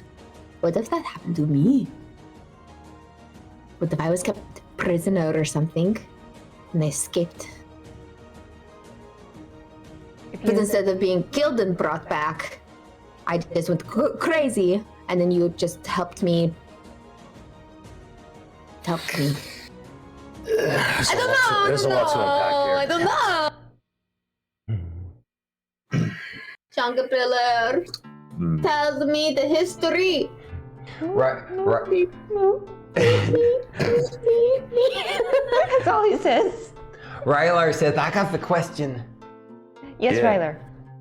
So, Mr. Lorkris, Boss Lorkris, he keeps talking about this is a lot to unpack. I didn't know we were supposed to unpack our packs. Is that what we're supposed to be doing? I thought. No, Rylar, he's talking about this is a lot of information to go back through and really understand. Oh, okay. You know, like how you unpack your pack and you put things back where they normally go in your room. And then when you leave again, you put it back in. Yeah. Just kind of like taking a look and go, oh yeah, this goes over here. Oh yeah, this goes over here. Does that make sense? Oh, okay, like a puzzle. Yes. Okay, I got you. What do you think of all the information, Rylar? What do you think? I think that we got to help Mr. Lorkris and Miss Fern figure it out. And if we help them figure it out, then we'll be figuring out secrets of the island that you know the MGA peoples will be happy about. Yes. But what if there's like elves and stuff on this island that want the island back and then the MGA has to leave it? They wouldn't be happy about that if we helped, right? Well, that'll be kind of a bridge across when we get there. First and foremost, even though we went off on this little tangent here, it's getting kind of late, isn't it? Yeah, it is. It's around midnight now when you guys are finally wrapped up. Yeah. Let's get some sleep. Yeah. We gotta get up early tomorrow. I'm gonna curl up under my tree because I don't like beds no more. It's an ugly tree. It's a beautiful tree. The tree, you're fair. The tree is beautiful, but The face that they put on it enhances its beauty. You know I'm right. just Isn't it the best Chunkapillar?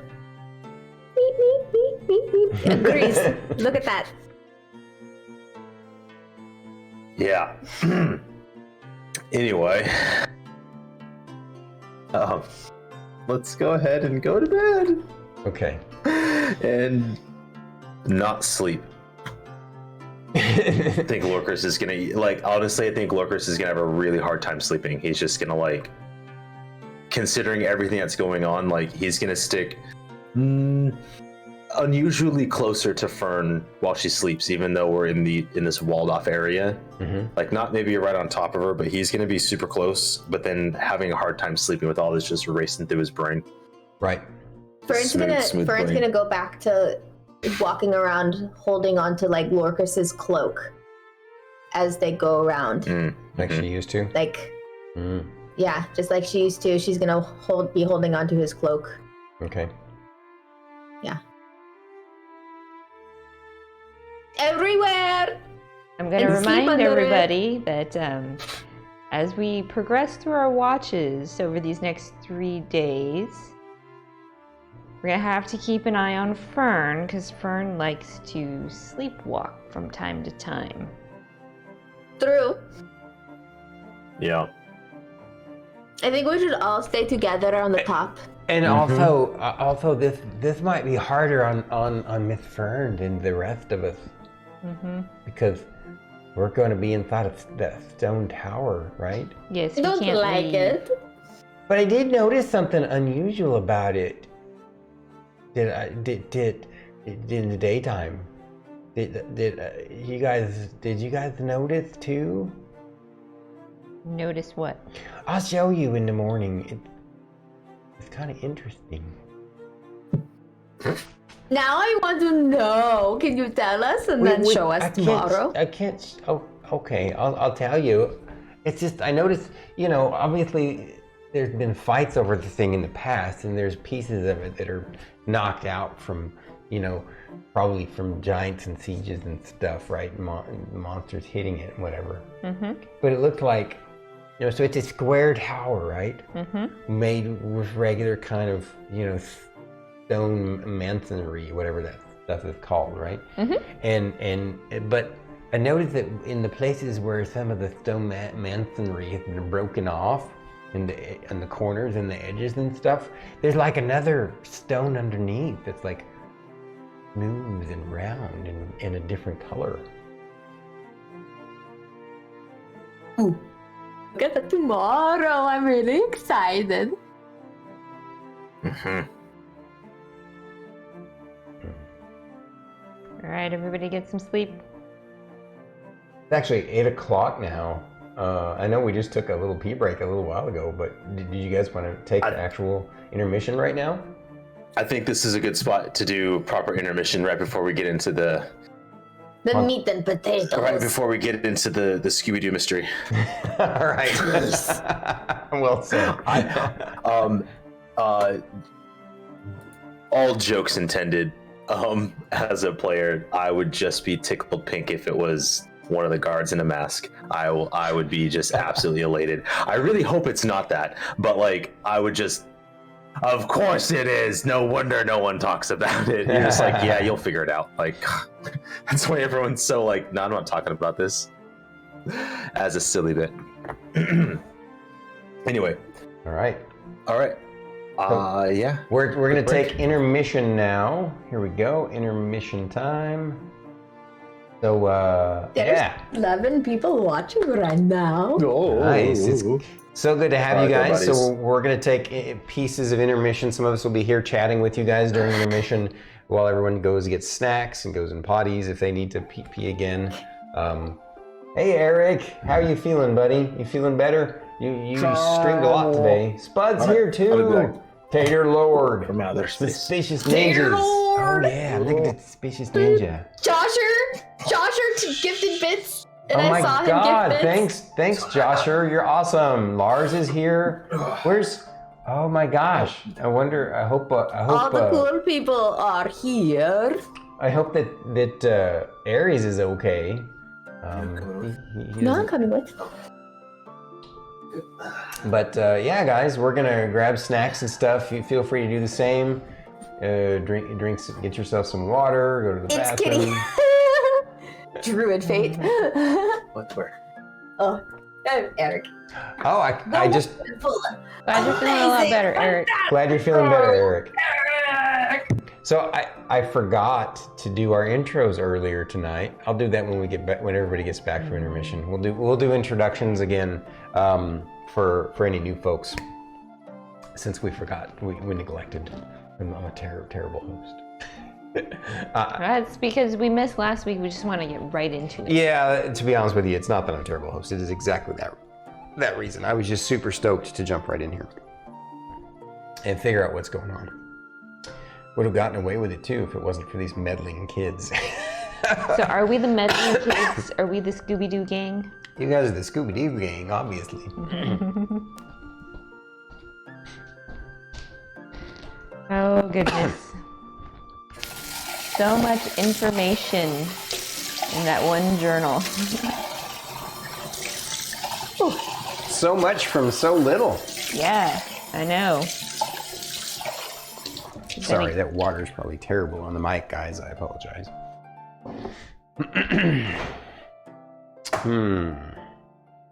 But anyways, yeah. So what?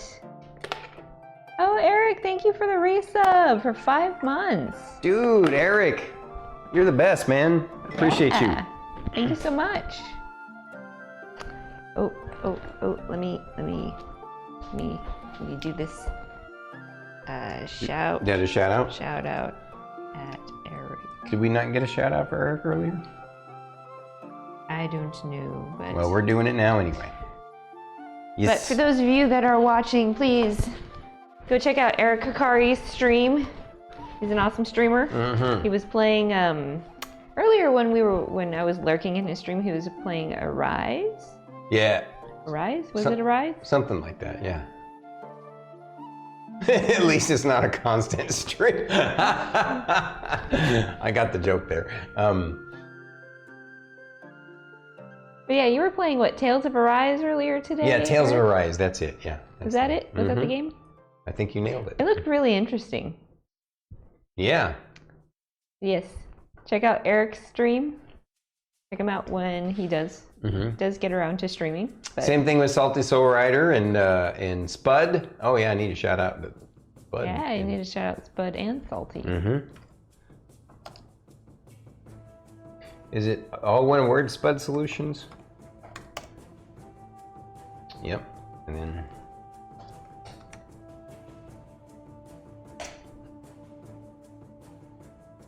I think you were a little too quick. You I needed was too to quick, wait a yeah. little bit longer to do another shout out.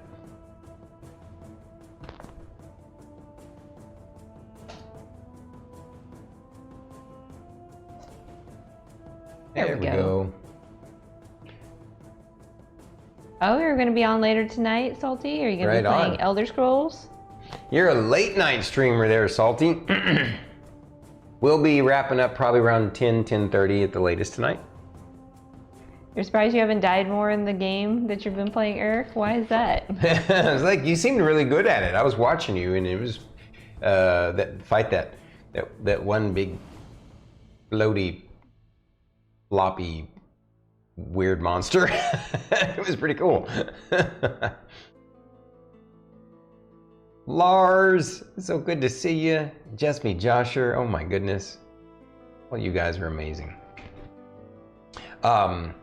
So, what was so I'm so happy. I want to thank you guys who could make it last week to the community stream. It was a blast. We had so much fun and it was hilarious. And yeah, I will definitely be doing that once a quarter.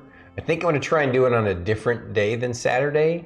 Maybe on a Sunday, or it has to be a day for that Druid and Fate can make it. So we'll It has figure to be out. a day that a lot of people in the community can play, too. Yeah, absolutely. Because So it's not a community stream if it's just the four of us. yeah, or maybe we'll just do it and just make it a shorter one, right? Do it in the afternoon, and then D&D in the evening. You know, we could do that. Yeah, I could do that. Oh, you're playing on the new max difficulty for that game. Okay, yeah. Wow. So that makes sense why you said you haven't died more in that game. You made it look easy, even though you were on a hard difficulty. Oh, and Salty's gonna look through some game mods. Yep. Nice. What kind of mods are you trying out, Salty?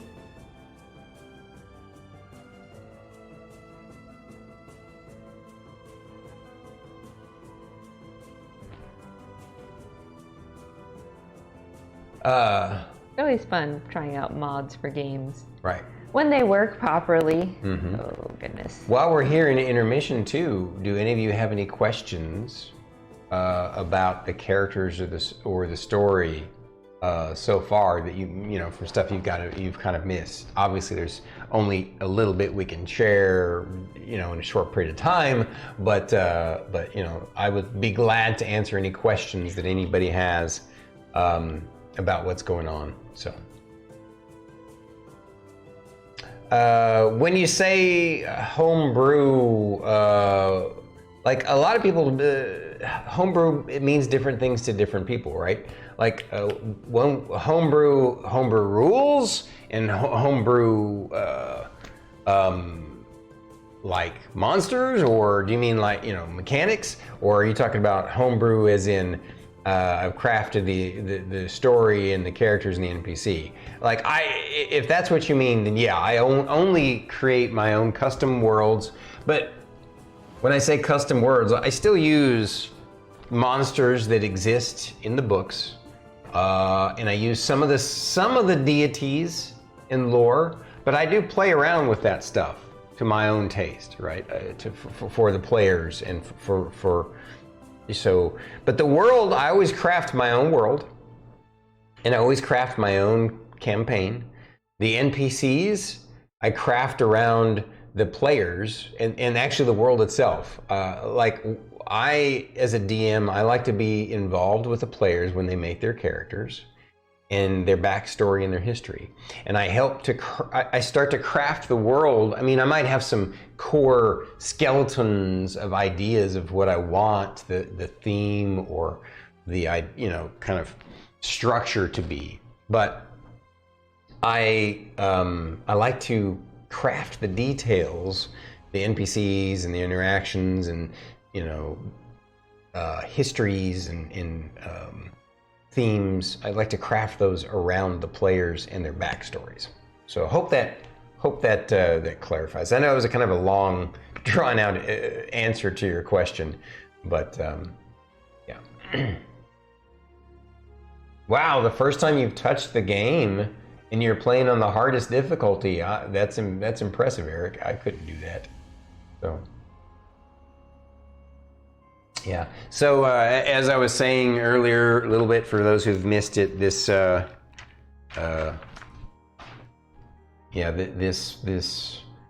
planet is called Vasuna,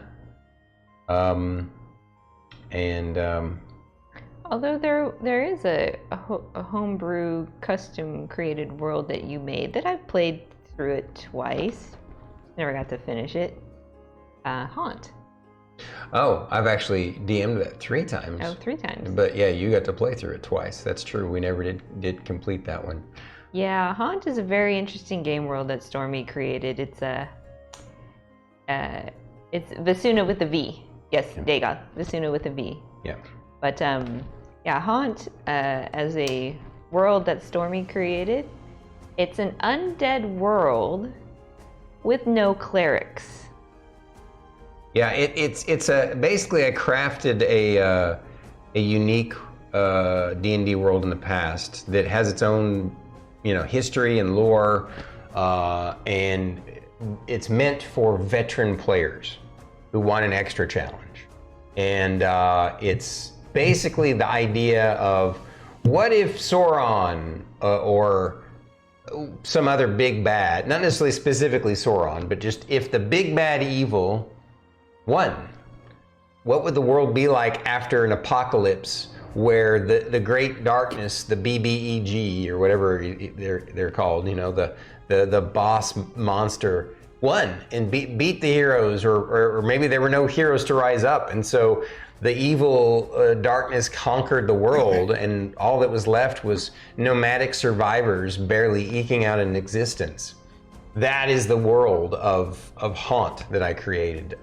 It's basically a world that's completely covered with undead, and not only that, but it's even more difficult because for some reason there are no more clerics Where'd my other headphone go? in the world. So the only kind of healing you can get is from druids, which is really unusual. Yeah, because the communication with gods is like completely cut off.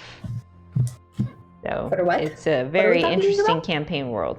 Oh, we were just kind of chatting, and StarkItty brought up one of the campaign worlds that I created in the past that I have DM'd 3 times, and she has played through twice. Yeah, we were talking maybe. about homebrew custom worlds, Yeah. and I brought that up, and it's a really interesting world. It's definitely challenging. It's dark. So it's basically imagine a dark gothic undead apocalyptic world, and it's basically like Halloween all the time. It's autumn all the time, and it's undead world, no communication with the gods, so there's no clerics. Only kind of healing is from druids. Yep. So yeah, it was very interesting. Fun. Yeah, it was. It's a fun campaign. It's what's really fascinating about that one is I probably have more developed in that campaign world. Well, it probably ties for first place for the most developed. Although when this is done, I think this one will probably top them all. But basically, I probably have more developed in that one, and I've DM'd it 3 times, and through no fault of mine or the players, we never finished any time, and so it was kind of interesting that. But that it's the way it goes. Sometimes people move away and stuff happens, but Just shows how much I like playing in that world. Definitely a challenge, but Yeah, it's definitely a harder world Yeah. because, imagine you live in an all undead world and have no clerics. I mean, it's... Yeah. no turning undead there. Yep. Not even from paladins. Well, there's no Oh. paladins. Yeah, there's no paladins either. Oh. Oh shit. Oh yeah. Yep. No lay on Very hands nice. pool there. Yep.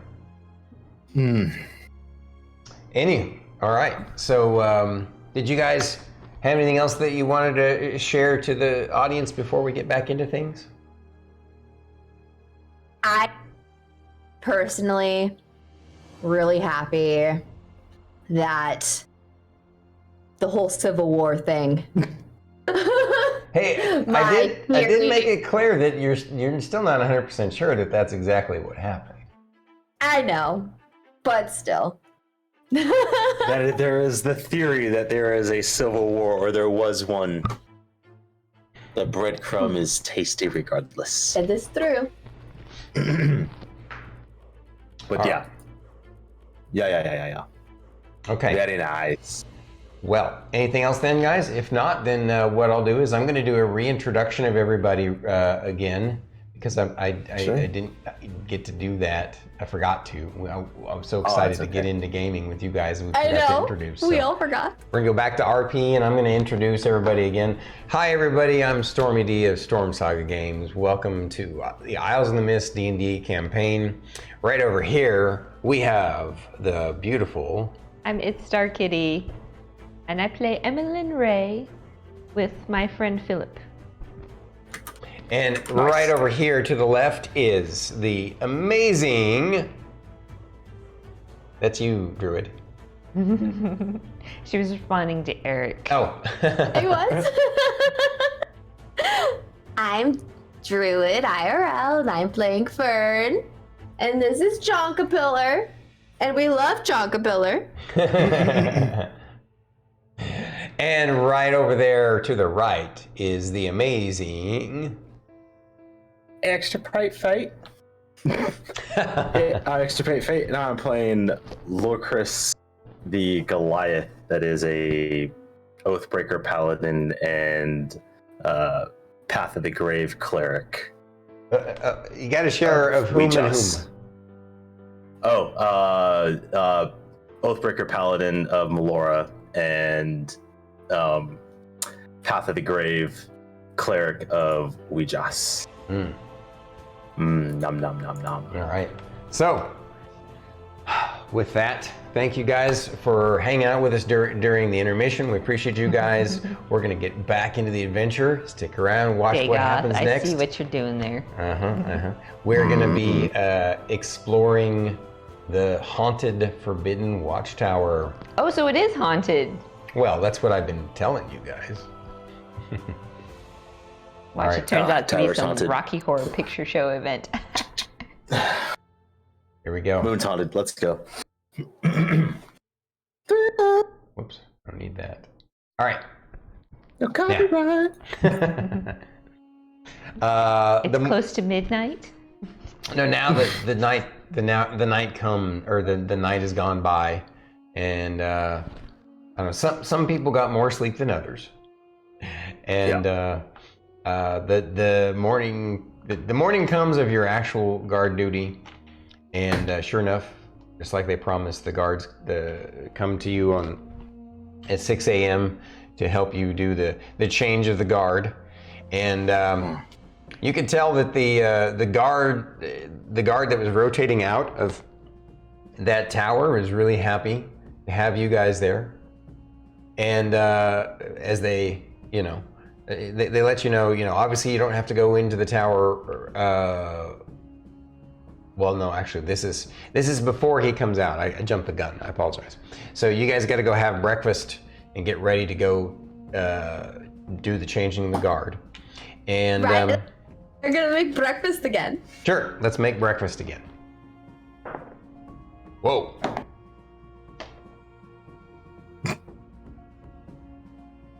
D3. Nice. I had over 20 as well. So we made like a chef level delicious like omelets for them or something. And they're like, what is this? They were like blown away by how good the food was. And so we've made... Enough to tell us what the thing is. No. Nope, they won't. Now, because they like you so much, they don't want to tell you. So, now it's daytime. You guys are looking at the tower, and you do see exactly what Rylar was talking about. Yes. Apparently, there are pieces, you know, kind of small chunks taken out of different corners, edges, sides of the tower, where obviously large boulders or something hit. Probably from some siege years ago. And what you find fascinating is that underneath the stone wall, the square English stone masonry and wall, there is a smooth, round, separate inner wall that's made of all solid gray stone. Not even like there's no masonry, there's not blocks put together, but like all one solid piece, at least what you can tell from certain sections. And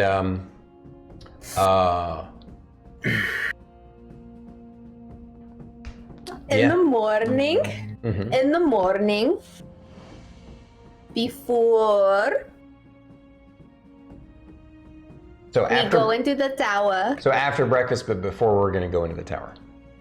Yeah. Okay. Can I go back out to my 3 friends? Uh-huh. And I would like to have a little chat.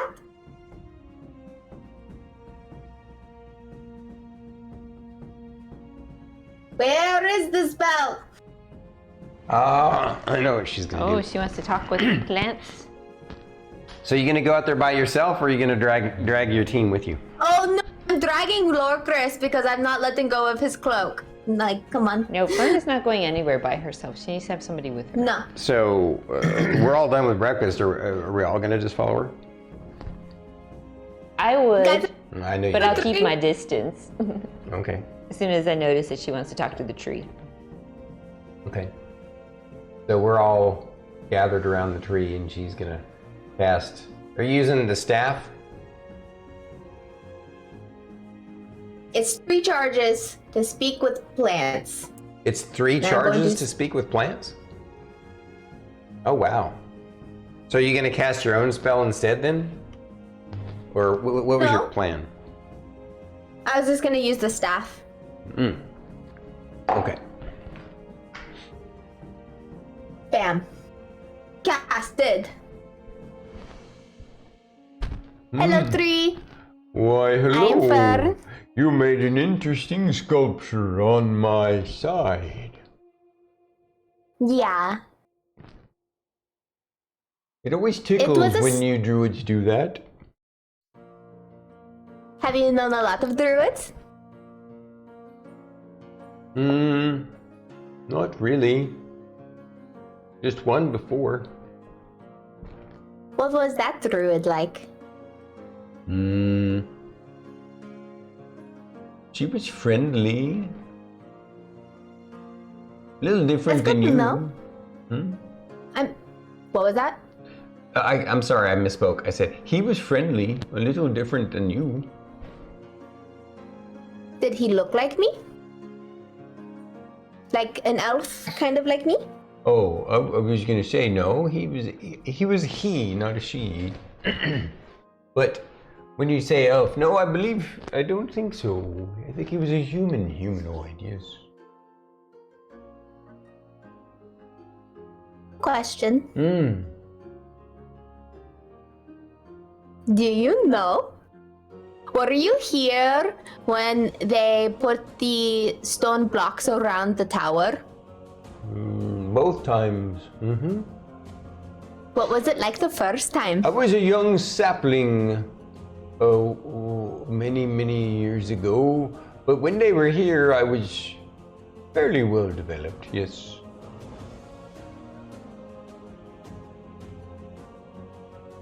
People like when they first built the tower. Were they also druids too? Which version? The first one. The first one?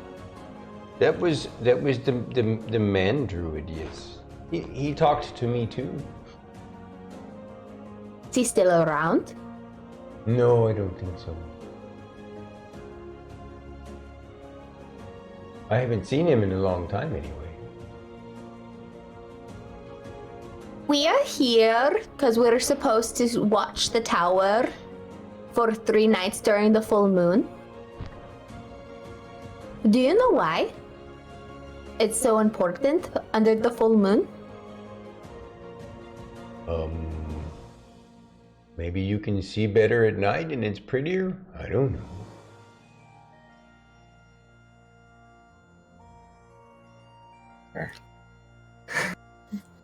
Why would us trees know what you humanoids do? Or why you do them? I was just curious. I often find that when I speak to the trees, I learn a very valuable lesson.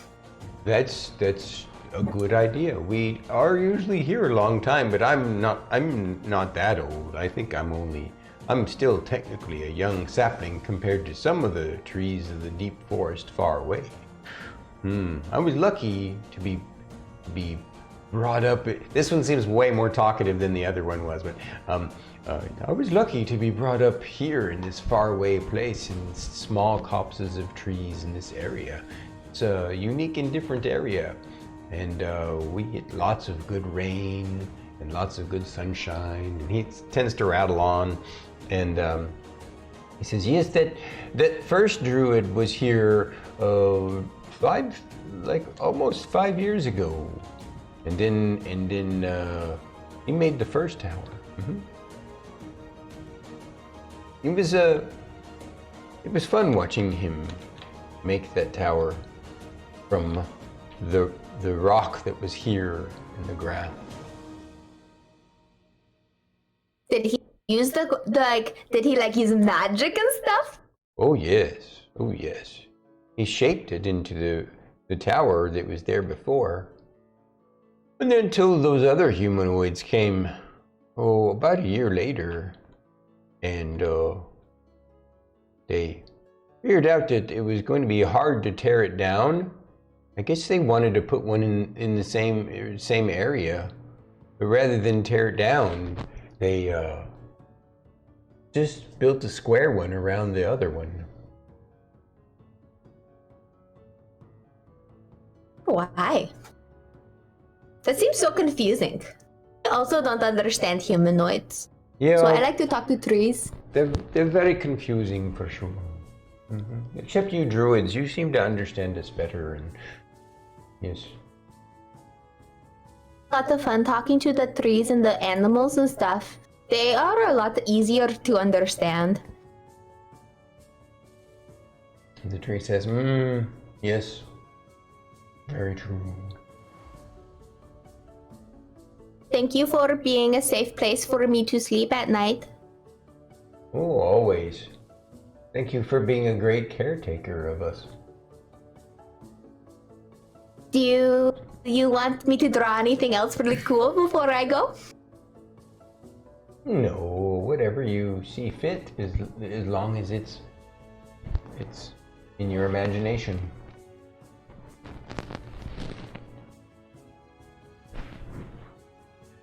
One more question. So,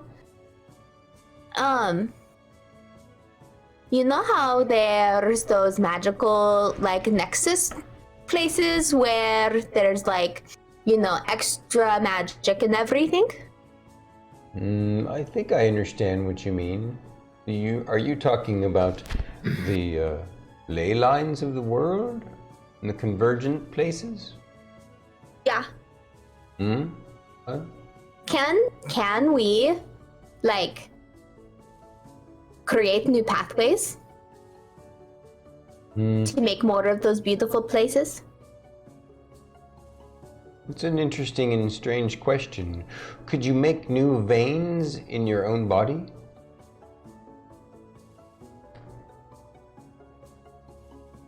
I don't think so. Then I would say no, you can't do that for the planet then, right? Because that's really what the ley lines are. Oh, that makes a lot of sense, actually. See, this is why I like to talk to you. You're so smart and amazing.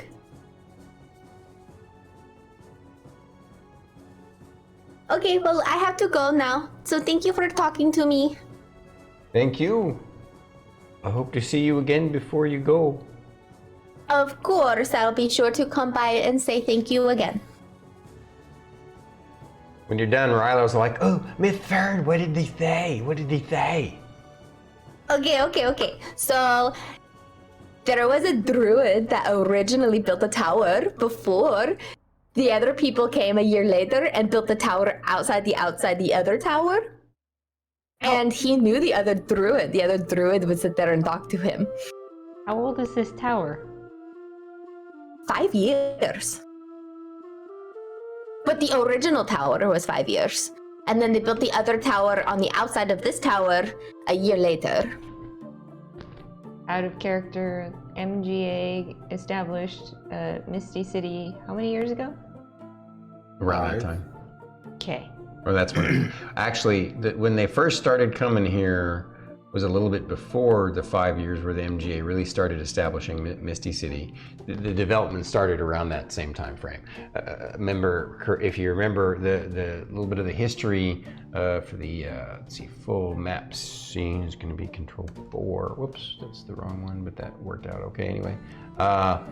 So yeah, the Novacrux Village and Rheingold Colony were the first failed colonization attempts before, a few years before the MGA actually decided to get serious. Basically they failed, and because they failed, the MGA realized there was some greater threat or something going on, and so that was why they pulled back and built Misty City and started the actual Merchant Guild Association Adventurers Guild for the Isle, and then started getting organized and doing things, and so Gotcha. you're guessing that somehow or another that first druid might have been someone associated before the MGA really started establishing, right? Started establishing things, and then who knows what happened to that druid. But then later on, the MGA decided, well, we need to have a watchtower for some reason in this area, and so they hired some sort of. I mean, you're guessing. You can kind of surmise that someone had this tower built around the tower that was already here.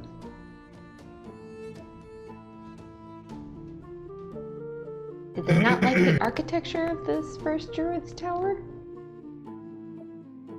Truly, no. They tried to tear it down, but they couldn't, is what the tree said.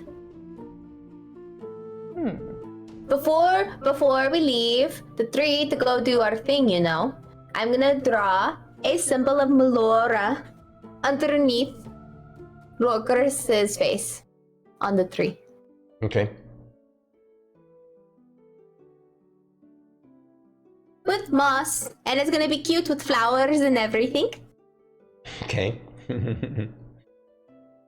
All right. So you guys ready to head into the tower? Okay. So the changing of the guard happens at 8 a.m. sharp. What was that? RP scene. Oh, thank you.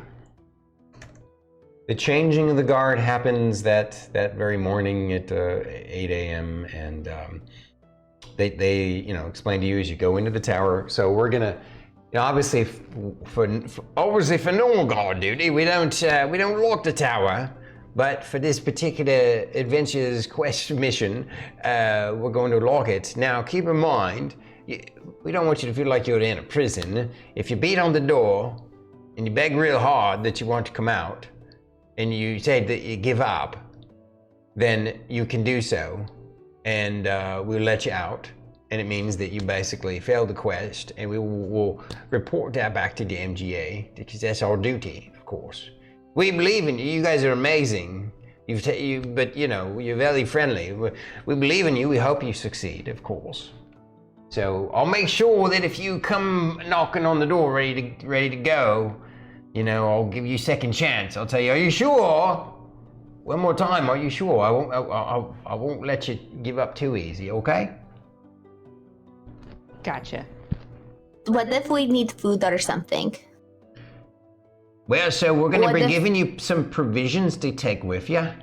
So, oh, okay. And there's already, the way that the tower is designed is on the east side. There's a side over by the wooden palisade wall. It's the wall's closest to it that most people don't pay attention to. There's one of them special extended out outhouses. So out of character, I don't know if you guys know much about medieval history, but they actually used to, the way the bathroom, or the outhouse toilet room for castles was basically, they would have a truncated, basically, it's almost like a little enclosed balcony that sticks out of a tower certain ways, right? And then they basically would build a platform over a hole, and you basically go sit on the hole, and you just basically do your business, and it would just fall down the side of the tower. So there's this, all your business is like Ends that. on the side of the tower. Yeah. And then, of course, on the ground first below. conception of a pigeon. Huh? The first conception of pigeons started with towers. Either that, or they took a cue from pigeons. Yeah. But yeah. So anyway, this is. That's fucking great. They say there's something like that designed here for you guys when you need to go to the bathroom. Okay. And they say just make sure the most important thing is that you keep an eye out from the top part of the tower throughout the day and the night. So take shifts, and you report if there's anything that you see, especially if something coming towards our position. But it's our duty to create. Basically, he had already gone over with you the logs that you're supposed to keep, and they're well-trained guards to be able to read and write and do the logs. And so, and they make sure that you guys take the logs with you. You're supposed to log the things that you see, and if any of them seem like an emergency, then you're supposed to. It's gonna be the best logs. Yeah, they're gonna be. That's true because she's doing it. Yeah. There's also 1 a.m. I saw a lightning bug. If there's a major emergency, like he says, if there's ever a big emergency, like if you see an effing dragon flying through the air or an army of beasties, then not only do you need to yell down and let us know, but you also need to. There's a bonfire at the top that you need to light. And once you light that lets the folks over at the fort of the Goldothian mines in front of the Goldothian fort, that lets them know. Gotcha. Come back. Could you say it all over again? Because we didn't hear you. Has a rider come back with like a letter for us or anything?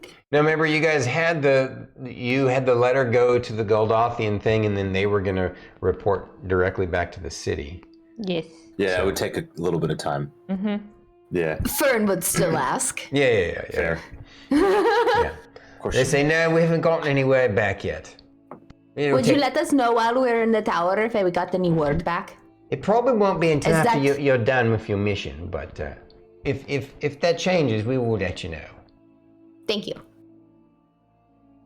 You're the best. Okay. You guys are fun. They say they snicker. Oh, you're gonna have lots of fun. we're rooting for you. Before we walk in, I was like, Can I insight check that? Like how legit. many adventuring parties have you seen fail this quest? We've seen a few. Most of them buck up, and they're veterans, and they able to soak it up and buck up and make it through. Some of them handle it like it's no big deal, but there's been a non-zero amount of them that proved that they weren't ready for the big leagues, for the golden poppers, eh? What you got, young lady, young lass? Do you ever make it back to Misty City?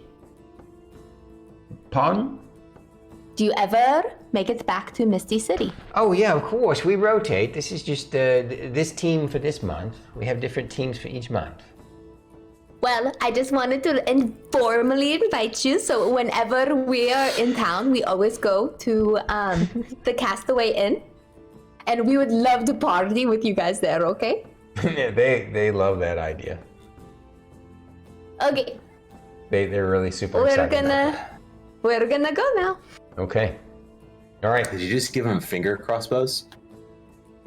Because there's no guns.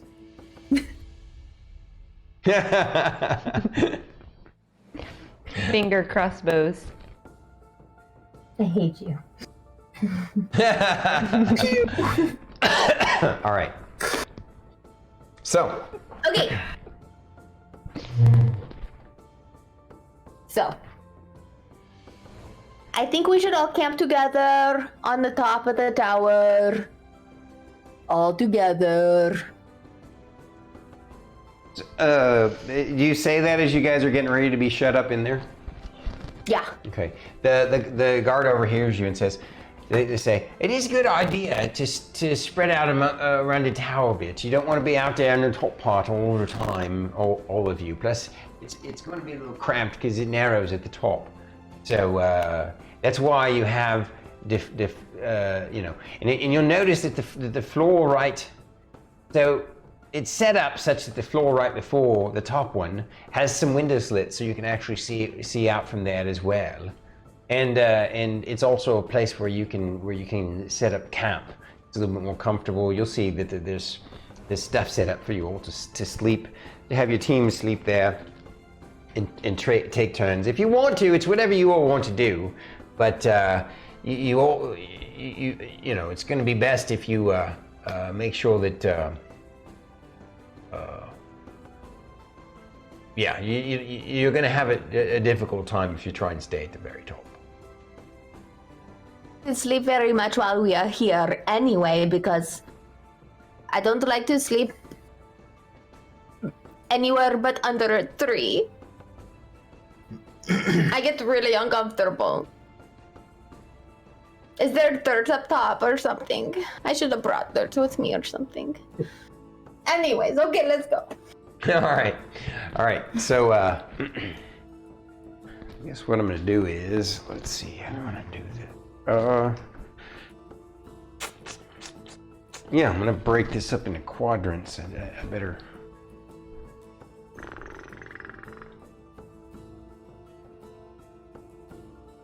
So we're not rolling initiative, but even though it's on the screen, No, I got you. I'm just gonna break this up into, because there's basically 4 levels.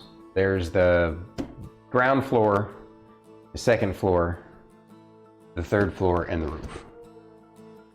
Okay. I'm gonna describe real quick as you're going in. Yeah. I guess I better do that actually before I can go back to RP. So as you go into the tower, did you have a question? I'm sorry I interrupted you. Oh no, I was gonna ask a question that I felt that you could probably answer as you're drawing, but if you're gonna give description, do that first. Okay, cool. So again, as you go up to the tower, you see all the stuff that Rylar had pointed out, and you definitely, now that she's talked to the tree, it makes a little more sense. And interestingly enough, when you go inside the tower, you notice that the inside of the tower is round instead of square, but the floor has been paved with stone, there is a natural slope that goes up. Instead of stairs, there's a natural slope that basically goes up, winding around the circular part of the ground floor. On the ground floor, is where you'll find, because it's one of the larger floors, it's easily 30 feet high, and before it gets to its ceiling, and which would be the floor of the next floor.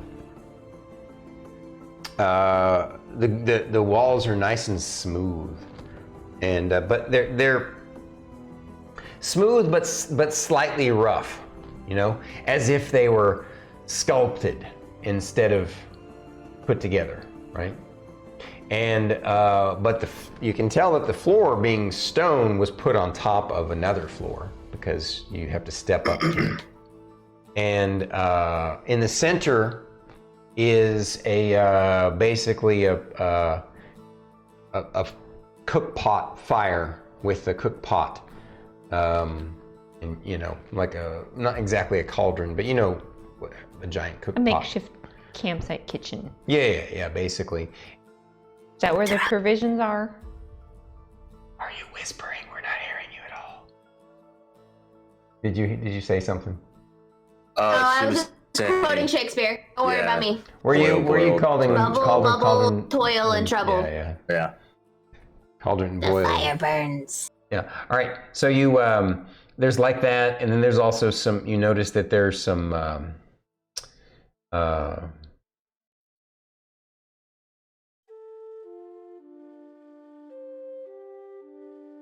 there's some crates, and there's basically some chairs and a table. You can tell that there's some playing cards there, and you know, or I guess not playing cards probably wouldn't have been invented yet. There's some dice there. Actually, I guess cards would have been invented. Just, you know, your typical kind of cards, numbered and lettered cards and whatever, just whatever, some sort of fantasy version of, not as advanced as Gwent, more like something where you could play poker or you know, or not backgammon, you know, you get what I'm saying. And Solitaire. Then, yeah, and you know, for guards to sit and gamble with each other, whatever. And then, of course, there's that slope, which is effectively like stairs, and you can tell that a wooden railing has been added to that. It wasn't originally part of it, right? So that people don't accidentally fall off of it as they're going up it, right? And on this floor, there's no windows at all. And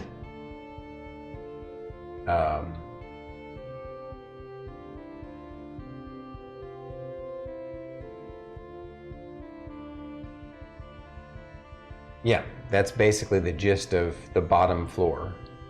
And then I take it you want to explore the whole thing, so Yeah. I'll just keep describing as you guys go up. The second floor, as you wind your way up the non-stairs sloped stairs, right? The next floor is as they described. It looks like a storage area. There's basically some weapon racks, some crossbow racks. There's some crates and some barrels. Looks like there's actually one small stone room. It's like a closet. So it's got its own door and a separate stone room. Opening it up, it looks like an organized closet with some like brooms and cleaning supplies and digging supplies and, you know, things like, you know, shovels and picks and stuff. And then, so yeah, basically this floor is just storage. Then the second slope so where this slope would have gone up like this to the next floor, then the next one comes up this way on this side to the next floor, and you make your way up to that. And of course, it's actually narrowing as it goes up, right? That was what was interesting about the tower, was it was square, but it was also almost like an obelisk, right? And it makes sense that it is now, because originally this was a round tower that basically got narrow as it went up. Like it was sculpted that way. And then for whatever reason, they decided, you don't know the history, you don't know why, But somebody decided, okay, we're going to build a square tower out of this tower that was here, and we're just going to basically build it up on the outside of it. Maybe, I don't know, there's all kinds of theories you might have as to why they did that, and you can discuss that. But Question about the second floor. yeah, So the first floor is 30 feet high. How high is the second floor? the second floor is, excuse me, I'm sorry. The first floor is 40 feet high. The second floor is 30 feet high. Okay. And the third floor is 20 feet high. And, no, I'm sorry, back up. Retcon, I apologize. I was right, yeah. The bottom floor is 30 feet, the second floor is 20 feet, and the next floor is 10 feet. So it's a little short for, you know, I mean, it's actually, I guess it's kind of normal. And this third floor is narrower, but it's just enough that there's some bunks set up, some bunks set up, and oh, by the way, that sort of small storage room closet, that one wasn't sculpted. It was obviously stone put together. They added that closet. Now, this third floor has slits, has window slits, narrow window slits. On multiple, basically on every cardinal point of the compass. So northwest, east, and then northeast, northwest, southeast, southwest. So you can definitely get a view of things. So it's, even though they're open and it's a little drafty, you find it interesting that they made this the sleep room. But then again, it also sort of makes sense if it's important to somebody to get up to the next level. Mm-hmm. The next level is also, again, a narrow slope that goes up around the final wall, almost like obviously it's like a spiral, right? And but it's not like a contiguous spiral. It's more like you got this spiral here, and then this spiral starting here, and then this spiral starting here. And then at the very top, as you make your way out, it just comes up out into the open. But there is an interesting kind of a partial stone roof over that spot, in such a sloped stone roof, so that what happens is, this was obviously added on later, but it was so that when it's raining or something, it doesn't go down the slope stone into that third room, that third floor. And but then when you're up there, when that roof that's set up is set up on poles. It's just a wooden palisade roof it's just a small section set up basically. So it doesn't really obscure your view when you're at the top. At the very top, you notice, you're right, it's pretty, they point out, you can see he was right, it's pretty small, because the main central area is this dais-like, it's basically a large bonfire dais that's very similar to what a medieval lighthouse, it's like a medieval lighthouse basically. And it takes up so much of that top part, as large and wide as it is, that sleeping on the top would be a real pain in the ass, because you just have this kind of narrow walkway around it on each side of, all the way around it. And so yeah, that's kind of the gist of it. There are, it is set up such that you can actually, so again, it's a dais, but it's actually, I said dais, but it's actually more like imagine a round fountain without, actual water. Instead, inside is the bonfire, the wood bonfire and the coals and all that stuff set up to, big giant bonfire. And so, but it's easily just a round stone place where you can sit too. So when you're on guard duty, it's set up such that it's high enough that you can sit on it, And what you find a little nerve-wracking is that the walls, the outer walls of the tower, are not super high. So, like, you can sit and look out across the horizon. And I'll say this, once you get up to the top, it's a breathtaking view. You see the Ironcrest Hills to the north. And now from this angle and up here, you can see the, whoops, wrong button. Sorry, guys.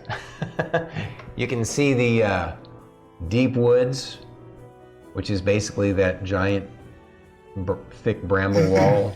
You can see that in the distance, and it's just this giant sea of green. And I want to go there. it's impressive. And of course the Goldothian Mountains over to the left side. And just then you look south and you can see the forest of Novacrux village and some of the village buildings, the ruined buildings poking up through around the trees. And then of course you can see the hills and the river, and it's interesting how far out you can see. This watchtower is really well positioned.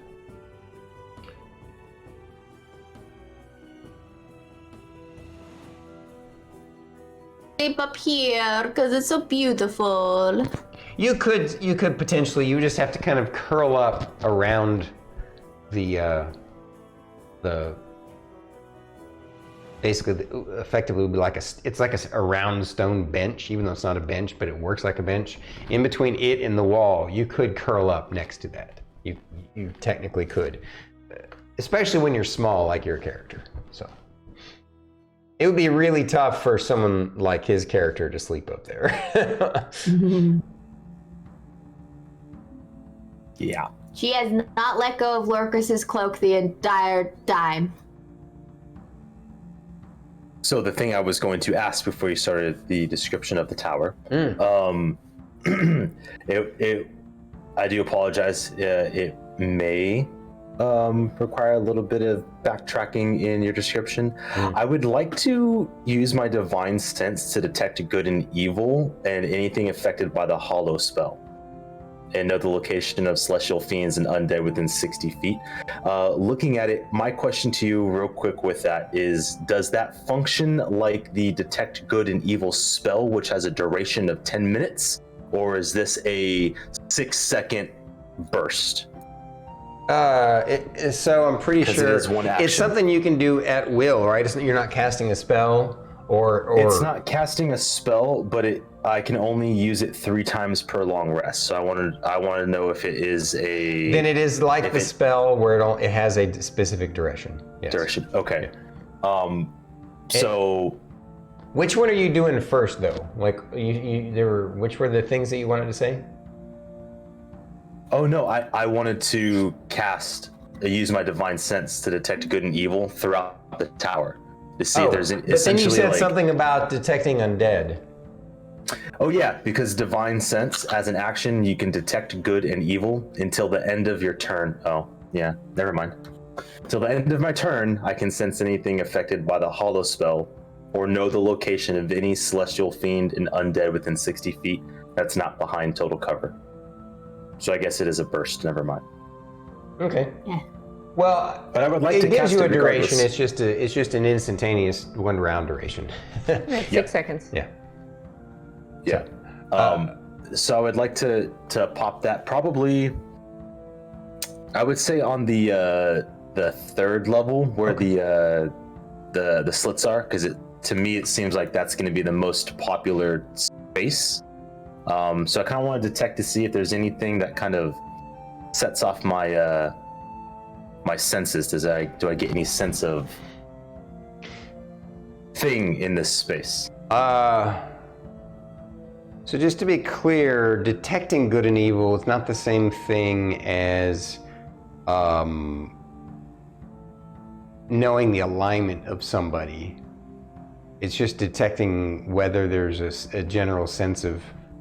But see, I think you have to pick which direction you want to go with it. That's the way I interpret it. It doesn't just. Oh, see if I can see anything that's affected by the hollow spell, or know the location of celestial fiends and undead within 60 feet. Right, yeah. So for example, if you're an evil character and you're using that, you'd want to detect good.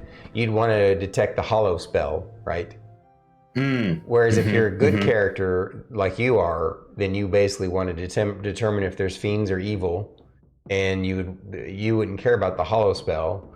Correct. But I guess technically speaking, your character can still kind of determine. I'm going to say that your character can determine if it's a hollow spell, but you kind of make the choice ahead of time. I'm going to try to detect evil. Like, I'll tell you this: your character is rather confused when you pop that off. Confused enough that when everybody else is going up to check out the final floor, the roof, you kind of like follow in behind them and are just trying to process it while they're all doing that. And so that's why you don't say anything necessarily right away while they're enjoying the gorgeous view up there. Nothing has been hollowed. Okay?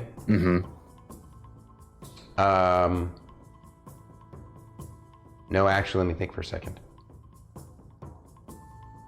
Yes, this entire area has been hallowed. It is hallowed ground. You also feel like you're surrounded by undead, but there's no evil. But it's not like you're surrounded by individual presences of undead. You can't make it out. It's really confusing to your character and your senses. It feels like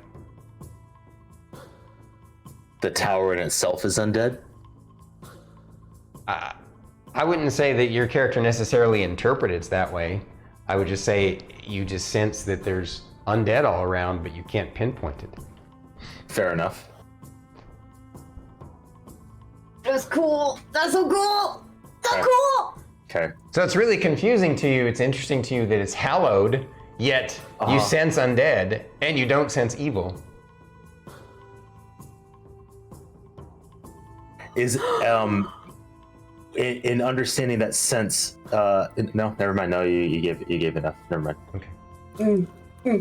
Do you share any of that? Now that you guys are up top looking at the breathtaking view, and the breathtaking view actually kind of takes you out of your, confusion. Do you bring that up to everybody or anybody?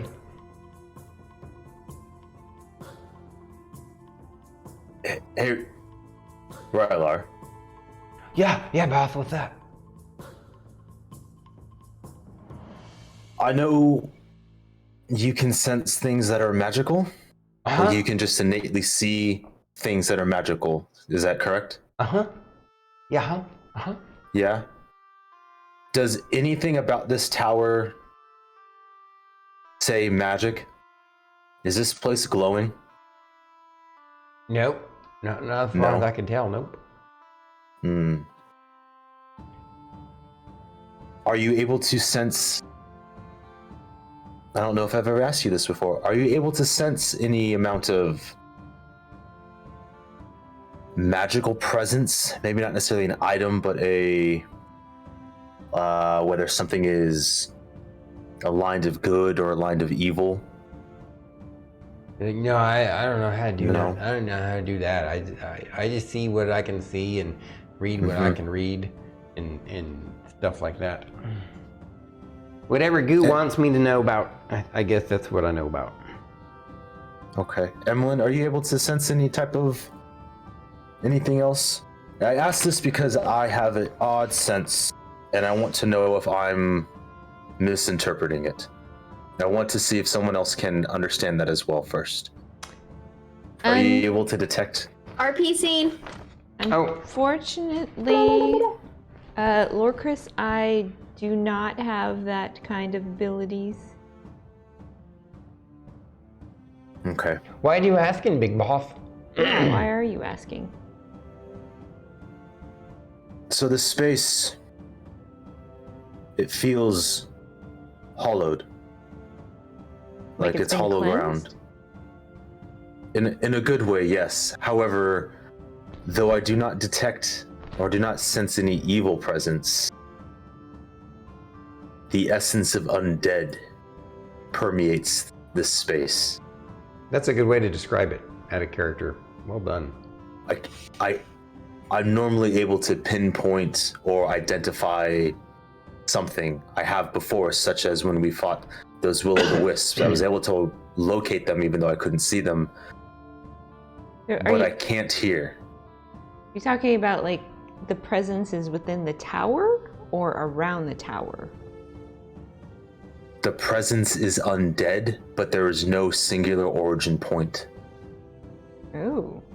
So I want to know if someone else is able to identify something similar, because I am confused.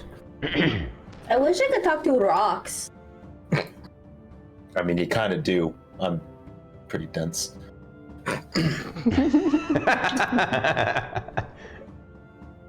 You know, Goliath and all. Emillynn, did I don't know if her character's ever met Dwayne. I don't know if her character's ever met Dwayne. Oh yeah, when I had that the for pebble. Scriblio last week. Draw a rock. I called it Dwayne.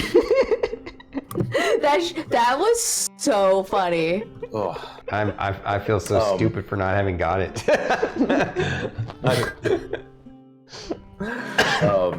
but yeah, Fern, are you able to detect any type of presence? No, No. but it says hollow ground. Yes. But you can detect undead. I can detect undead, but the undead is everywhere but nowhere. I wonder if it's like spores in the air or something. I wonder if it's the tower. Well, the tower was built by a druid. You know how I have spores hanging around me and stuff.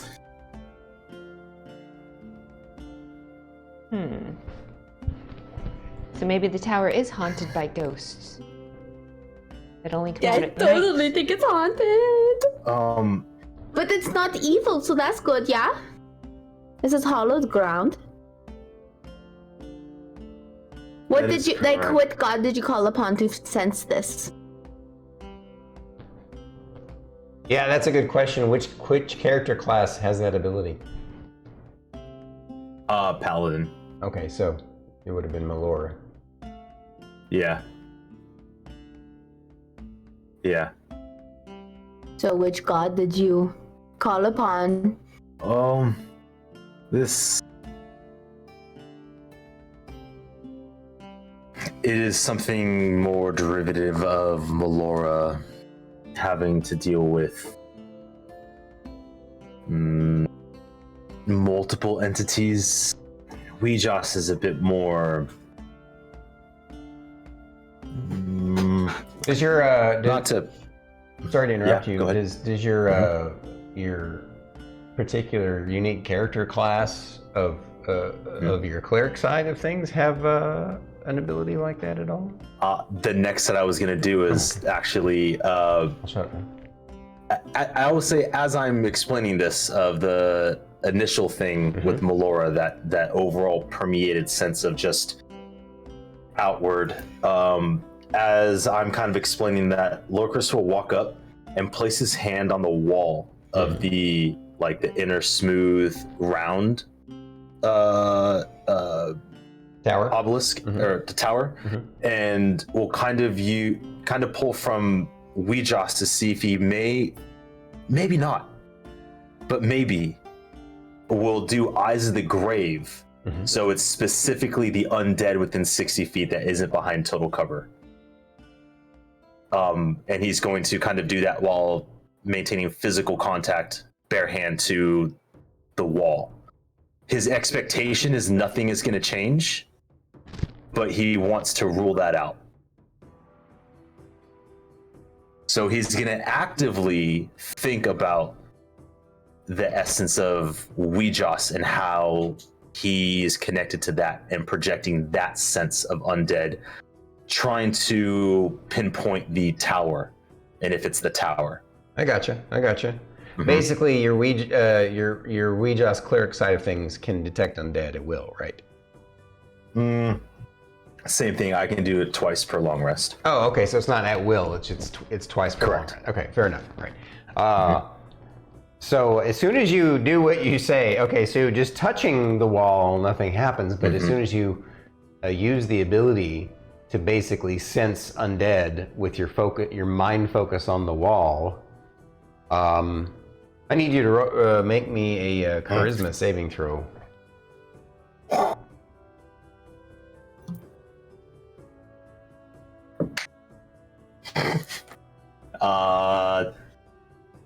10. Okay. He's not prepared. So He's talking. I'm assuming that so you said you came back down into that third floor to touch the wall, right? I'm assuming that everybody else followed along with you, right? Fern's attached to his hip. And then you wanted to. He was talking to you and asking you, so you would have followed along too.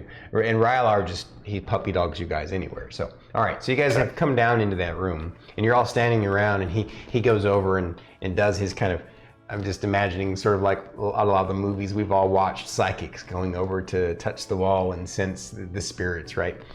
Well, suddenly you guys see his eyes light up, his head tilt back, and you hear kind of a crack sound in his neck. And your mind, by the way, goes completely blank, and except you have this kind of this horrifying vision of this of being trapped in what must be like a cold grave or something, and just this kind of lonely, dark fear. But your mind just goes completely kind of blank, as if you're trapped in this place. And you guys see his eyes just go basically let's see. They roll back.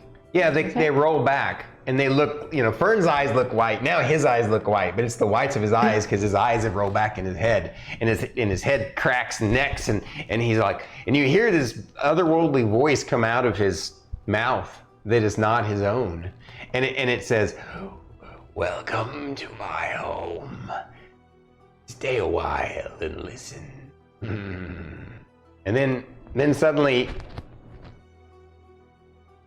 you come back to reality again, and you're you, and you have this sense that you have this sort of weird memory, this sense that you felt like you know what just happened, but you weren't witness to it. Of course, they all witnessed what happened. And Fern's got this look on her face, and everybody else is like looking at you like, what the what? My jaw is like, Was that the Druid? I wonder if that was a Druid that built the tower. Lorkris, are you okay? Oh yeah, that's a good question. Are you okay? How's your neck? Your neck feels you like, now you gotta pop it. Like, that's weird. Yeah. I think you made some sort of connection to the presence you were talking about, because it said, "Welcome to my." What did you You're say? welcome to stay a while. Welcome to my house. I wonder if it was the Druid that built the tower I don't know if this is exactly what I said. The VOD will tell us. I think I said, "Welcome to my home," but I meant to say, "Welcome to my abode. Stay a while and listen." Oh, I bet he has some really cool stories and stuff. So when you say Lorkris has like the feeling that he experienced this but no real, would you kind of place that in like a lucid dream, like did that really happen? There's doubt for Lorkris of like what actually just happened, but there's still context? No, I wouldn't say there's any doubt in your mind. I would say that you were you were of the sense that you were kind of, you as your soul was kind of temporarily put in a suspended animation, as it were, in a suspended space, like a spiritual space, probably the spiritual space of the individual that traded places with you, as it were, that swap places with you.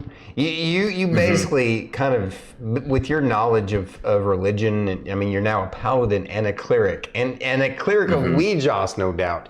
Your character has zero doubt in his mind that he was just temporarily possessed. And you get the sense that whatever possessed you could have stayed possessing you for a whole lot longer if it wanted to, but it chose not to.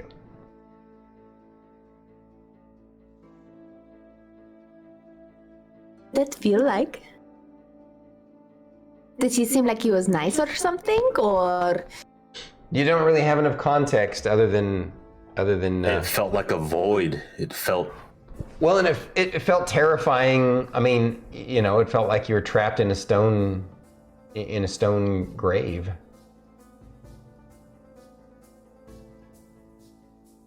Yeah, Do you say that? Yeah, I relay that directly. Ooh, what if this was the druid that built the tower? It's like his body is trapped in the walls or something? Hmm.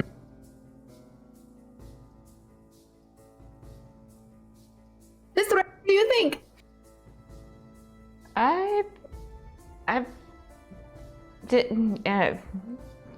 Yeah.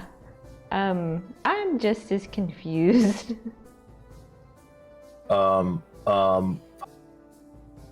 Philip, any ideas?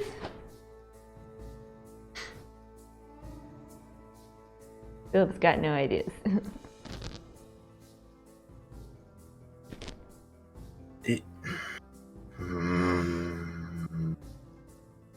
Don't tell me I forgot about an ability that you have that makes it impossible for that to happen, right? Nope. Okay, all right, Nope. just making sure. Making sure. Nope. Yeah, no. I am. So, by the way, you suddenly feel this incredible wave of exhaustion roll over your body. It hits you like a ton of bricks, and you feel like that you delayed it by a few seconds. That normally it would have hit you even harder and faster immediately, but it makes you collapse to the ground practically. You see him collapse to the ground practically, well, incapacitated for a few seconds. Do I take a level of exhaustion or no? Hang on a sec. Let me maybe see. I'm gonna be like, Fern, is he okay? Can you check on him? Do a medicine check? I do the medicine check. It washes over you. Basically, you get the sense that it was kind of a delayed reaction. That if it had continued possessing you, that would have been your own kind of state, and it would have basically been using your body.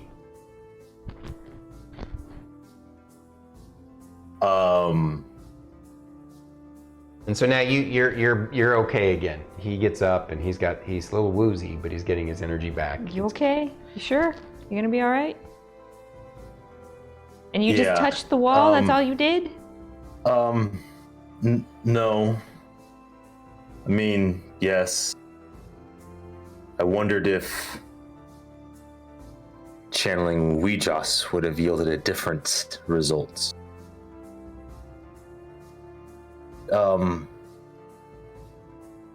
You trust me, right? Yes.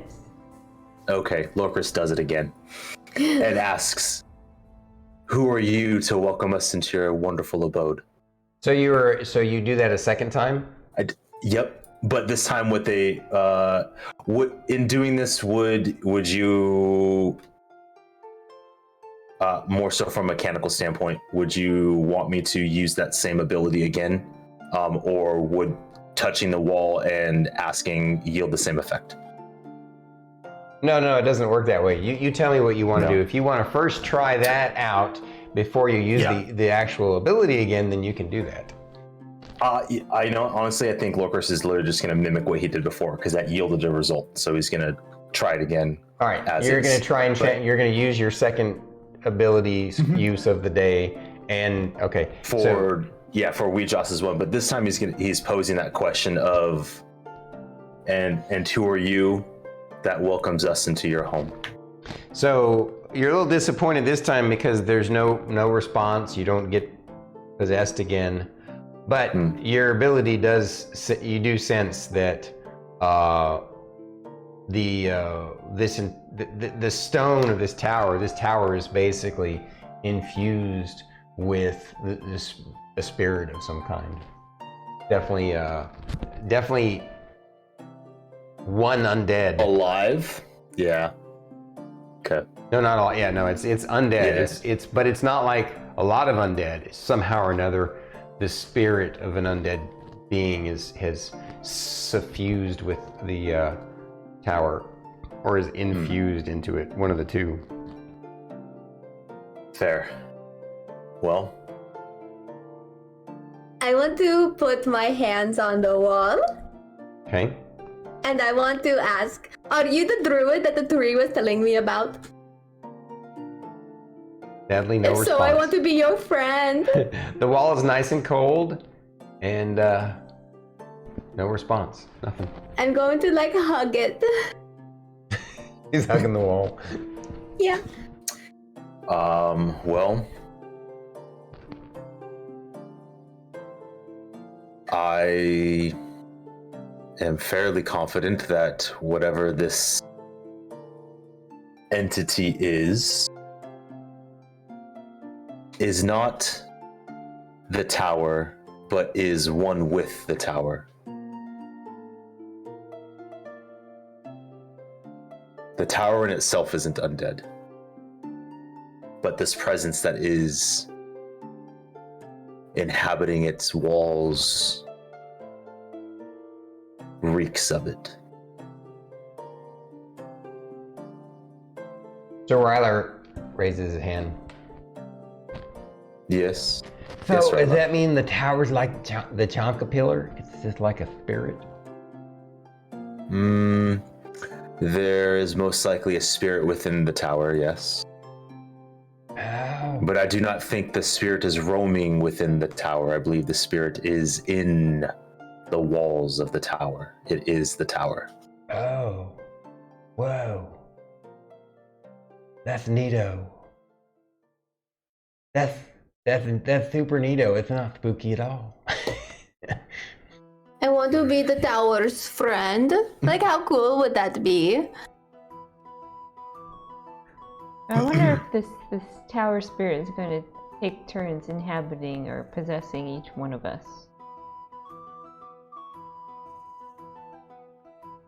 Rylar's like, I want to be friends with it too, but I don't know how I feel about being possessed by it. I don't think I want that. I don't think anybody wants to be possessed. Well, that's true, I guess. Unless somebody wanted to volunteer so we could communicate with it. But Do it as long as it's only the druid that did that. If it's the druid, I want it. Answers! Answers! Give me answers! I think we all want answers, Fern. He left too soon, or they left too soon.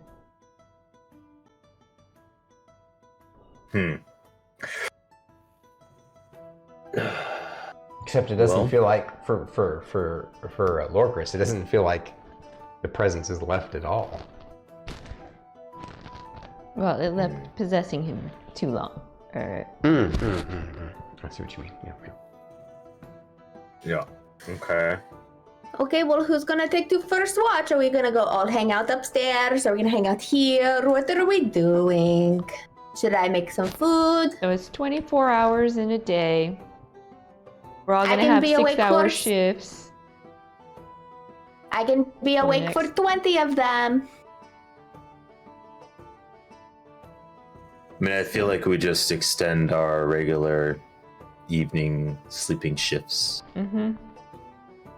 That instead would mean of you're first, Lorkris. joy. I mean, it's still early in the morning. It's still morning. Like, I guess it's only basically 9 o'clock now. Yeah. I feel that you know, I feel that establishing kind of let's get our stuff set up I can imagine that. Is this tower short enough in terms of overall length that if let's say we were on the top floor, if I were to yell down, the second floor could hear it? So the top floor and the floor below it, would we be able to like have a verbal communication between the floors without a lot of problems? Doing with people on the next, like, okay, with the roof to the second floor, yeah, without a doubt. Yeah. And then you can, and from the roof to the bottom floor on the outside too, they can hear, like you could, if you yell, you could hear somebody, because, you know, it's 30, 40, 50, 60, maybe an extra 10 feet worth, actually more than that, probably an extra 20 feet worth of rock. So it's a pretty tall tower. Like we're talking a 70-foot tower, but still, I think 70 feet, you could yell. It's like 70 feet across a, football field. You could yell down to somebody. Yeah. Okay. Yeah, but trying to yell down to somebody in the second floor or the first floor from the top might be kind of tough. Yeah. Okay. I think maybe we can take turns kind of investigating the tower and just kind of doing a thorough once over.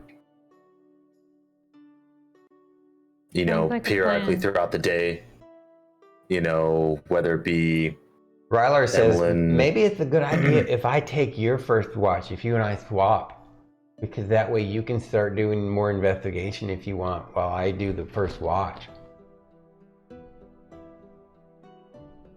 Sure. While you're investigating, I'm going to sit down and I'm going to sit up against the wall and I'm going to start telling the tower about all of our adventures and stuff. You're going to do that on the top floor or the second, or the are you doing that on the roof or the third floor? Floor. Third floor? Third floor? Okay. Yeah. Okay. So you're going to sit down in the bed, in basically the bed chamber, the bunk chamber, bunk room, and the barracks room, whatever, and have a conversation with the wall. Yeah. Rylar is going to take guard duty on top and wander around and watch for stuff, and then you two are going to team up to figure out how to explore and the mysteries of this tower further. Yeah. Any ideas, Mr. Ray? I don't know if I want to leave Fern alone. I would imagine we'd start in this room. Agreed. Yes. And then there was like this really crazy Etten that was like had a dead baby and everything, and it was really crazy. That was good. Yeah, that was good. That was great. And then after we defeated the Etten, there was this music. And Mr. Ray knows how to play the song and everything. She hasn't perfected it yet, though. There's pieces of it she can't quite get yet. It's something that's taken But she's over. almost there. Emillynn, listening to Fern talk in the background and just that song. Do you think maybe tonight you can play that song from the Grove? See if it elicits any response. We haven't gotten any since before then. I can definitely try. I keep wanting to practice this tune that's in my head that I can't seem to quite perfect. I wonder if...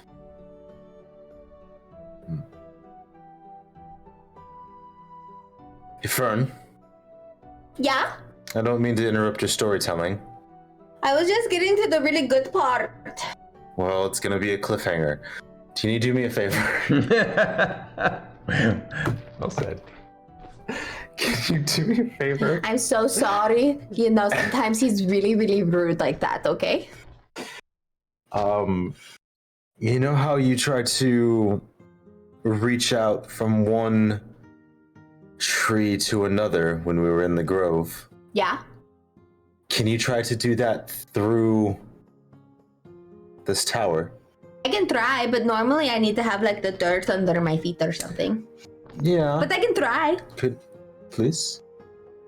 Right now? Yes. Okie dokie.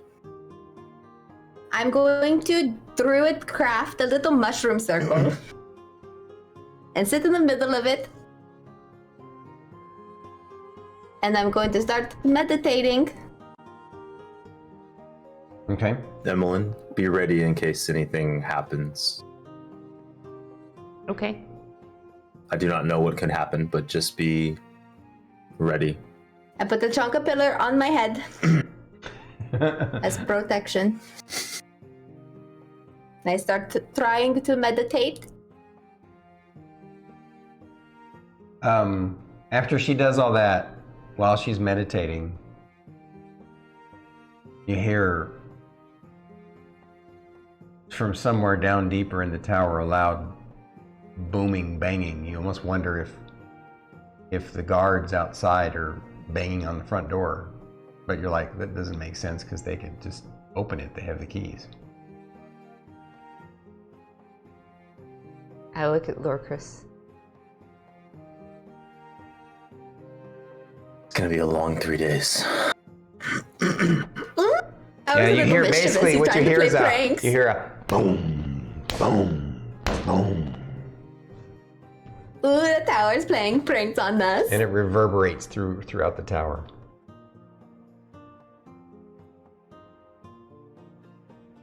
I'm having a hard time focusing because I was enjoying Rylar's a little storytelling. freaked out by that, so he goes up. Well, he's up top. Of course, he's like, while you guys are doing this, he's every once in a while he'll stop by and he'll look down and through the see what you guys are doing. And he, because he heard that too, even though he's up top, and so he goes over and he looks down. And then he comes over and kind of walks down the stairs a little bit so you guys can see him, and crouches down. They're not stairs, the slope. And he says, Yeah. There's nobody out there. I mean, the guards are out there doing their thing. And there's one guard standing by the door all the time, by the way. It looks like we're going to have a rotating shift of people standing by the door. Rylar, can you yield down to the guard down below and ask if they were knocking? Okay, okie dokie. He goes over and you hear him yelling, "Hey, Mr. Guardman! What you up to, dude? Did you knock on the door? Did you need something?" And the guy, you hear the guy laughing and chuckling, "Nope, wasn't us." He hears him. He comes back and tells you guys. He's laughing at us. He said, "No, it wasn't them." Okay. He's still Tower is meditating. being silly. I wish I had the name to call the tower instead of the tower. Can you tell me your name? When she asked that question, one of the beds slides about 6 inches to the right, all by itself. Faced. Well, you're Fern's is like- meditating, so you didn't even see it. Just tell me your name. I'm trying to focus, but I'm having a hard time. It seems like they are redecorating by moving the bed. One of the other beds, one of the straw pillows in the bed, suddenly flings across the room, narrowly missing you. I take it that wasn't a very good pillow.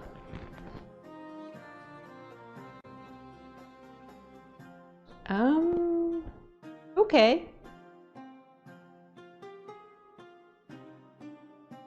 I pick up the pillow. And I go put it back on the bed. Okay. And I take a seat on the bed. Okay. This is my bed the next 3 days, guys. Okay.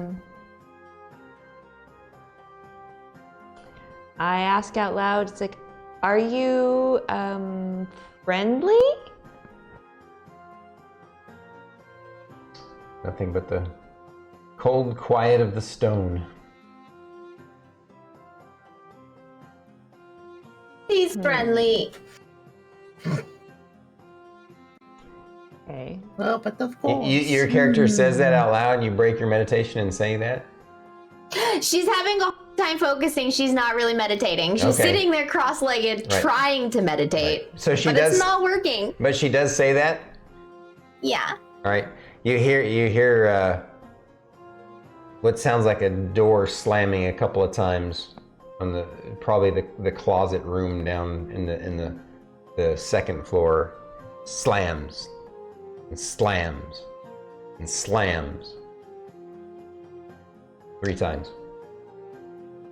Fern, are you having The a hard number. time meditating? Yeah. Would you like me to play you some music?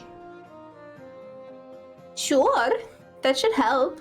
Plus, you guys are talking and distracting me. I go pull out my violin and I start trying to play the tune as best as I can. Which tune? The tune from the Grove. Oh, okay. The mystical nature music. Mm-hmm. I don't know. You guys are gonna need to come up with an interesting name for that. The Grove song. I don't know. The bug song. Right. You start The playing sound that. of silence. Mm-hmm. Sorry. You play that, and it reverberates throughout the tower, and it sounds beautiful. You can tell that you guys can tell there's bits and pieces and places where she's not quite there. She's missing, like, it's not perfect, but it's still, she's amazing. Damn You don't good. even have to roll perform. It's just beautiful. But you can tell that she hasn't perfected it yet, but it's still gorgeous. Tonkapeller singing along too. Oh yeah, of course he's humming like he usually does on your head. You feel him vibrating on your head. Does that help you meditate?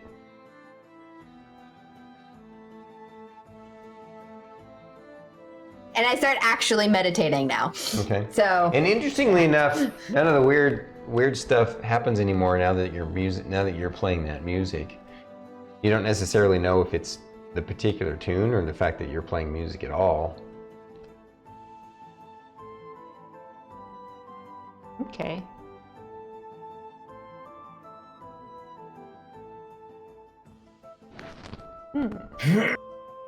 All right.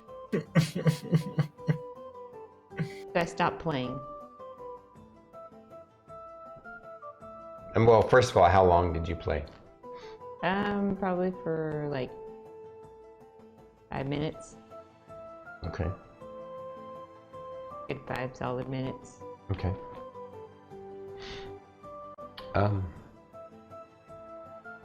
The tower seems to go back to being a quiet tower.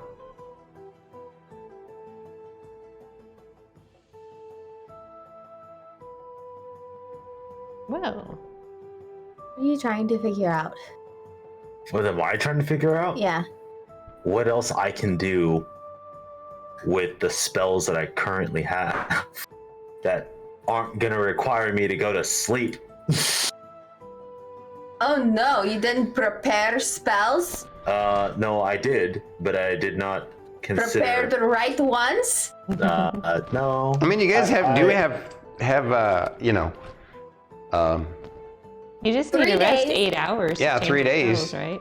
you have 3 days and 2 nights, so Oh yeah, no, I'm 100%. Excuse me, it's what can I do now? it's 4 With days what I and can 3 do. nights. Yeah, it's 3 full nights of the full moon phase, right? Yeah. So meditating,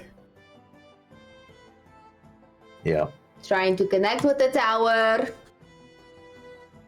or whatever it was that Lorkris told me to do that I don't really understand what he was trying to tell me what to do. So I'm just meditating. Does Fern not really know, or do you not actually know what I was asking? Well, Fern was in the middle of telling it a story, and then you left it on a cliffhanger, and then it was like, meditate. I forgot what you asked her to do. Oh, I asked if she could reach out to the other trees, like the way that she reaches out to the trees, if she could reach out to the tower. Ah, okay. It doesn't appear that she can, I mean, after several minutes of meditation, she doesn't sense anything or there's no reaction. I mean, initially there seemed to be some reaction, but it all calmed down after she played some music. It was, Tower was probably mad that you made me interrupt my story. And then it was appeased by the music.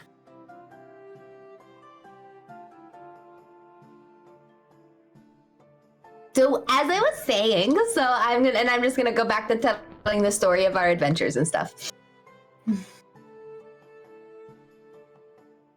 Do you have any ideas, Miss Ray? I mean, if you're asking her to do what she does in the groves, she probably needs to be closer to the ground floor to establish a better connection. I mean, you can try and see if she can reach out to the tree she's been talking to first. But no. No? It was she should reach out to the tower like she would reach out to the trees at the nexus points. Oh, okay. So in theory, I see what you mean about being closer to the earth. However, it's not the earth. It's the tower itself. But if this tower if it's the whole tower, maybe she'd have a better connection if she were closer to the ground. That Be is able true. to talk to this because her power comes from nature. With her being this high up, her connection to nature is not as strong. It is very fair. Maybe when she's done telling her story, or telling our story, that is, we could try And then again. there was like these really crazy looking bog witches and stuff, and like, and then there was one called the Mama, and she threw an actual person at me. She's getting better with her stories. She sure is. She skipped like a whole bunch. Very aware. But at least it's linear. That's true. I'm like, hey Fern, don't forget to tell the tower about your blue light. Oh my goodness. Okay, so there's like this blue light, and then I just go off on that whole tangent. I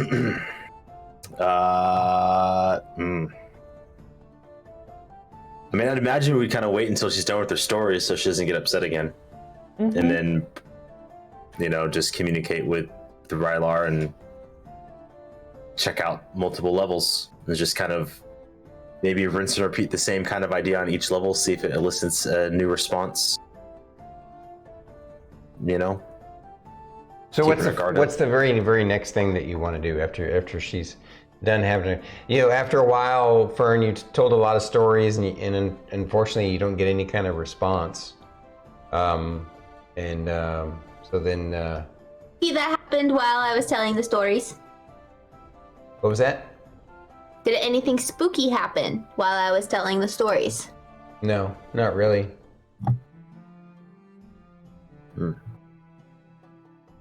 Okay. Carry on and pace and try to make contact, I guess. So It's you fun. wanted to do her Fine. right? Did you want to have her do her idea down on the bottom floor, like you guys talked about?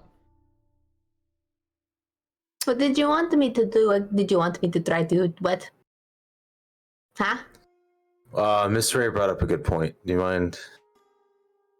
Basically, he wants you to try and connect to the tower the way you connected to the trees, but At he the wants to nexus do it point. on. No, I know, but no. I was ARP. No, yeah, I was gonna have Emillynn explain because it's her idea. Oh, okay.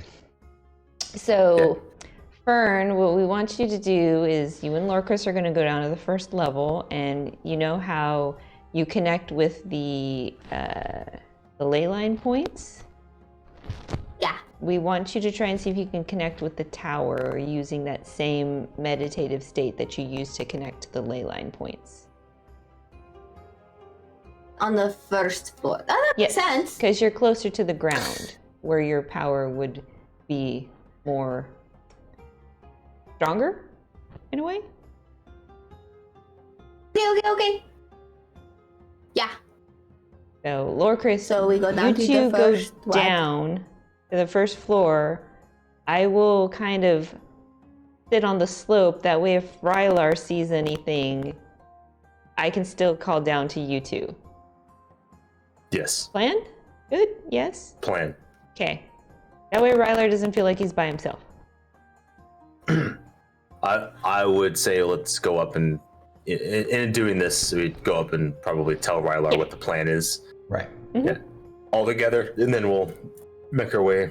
All right. He Downtown. thanks you for letting him know, and he's like, I'll keep a lookout. Yell if I see anything. Fern, Huh. Yeah. can you make a face like it was the tree? Sure.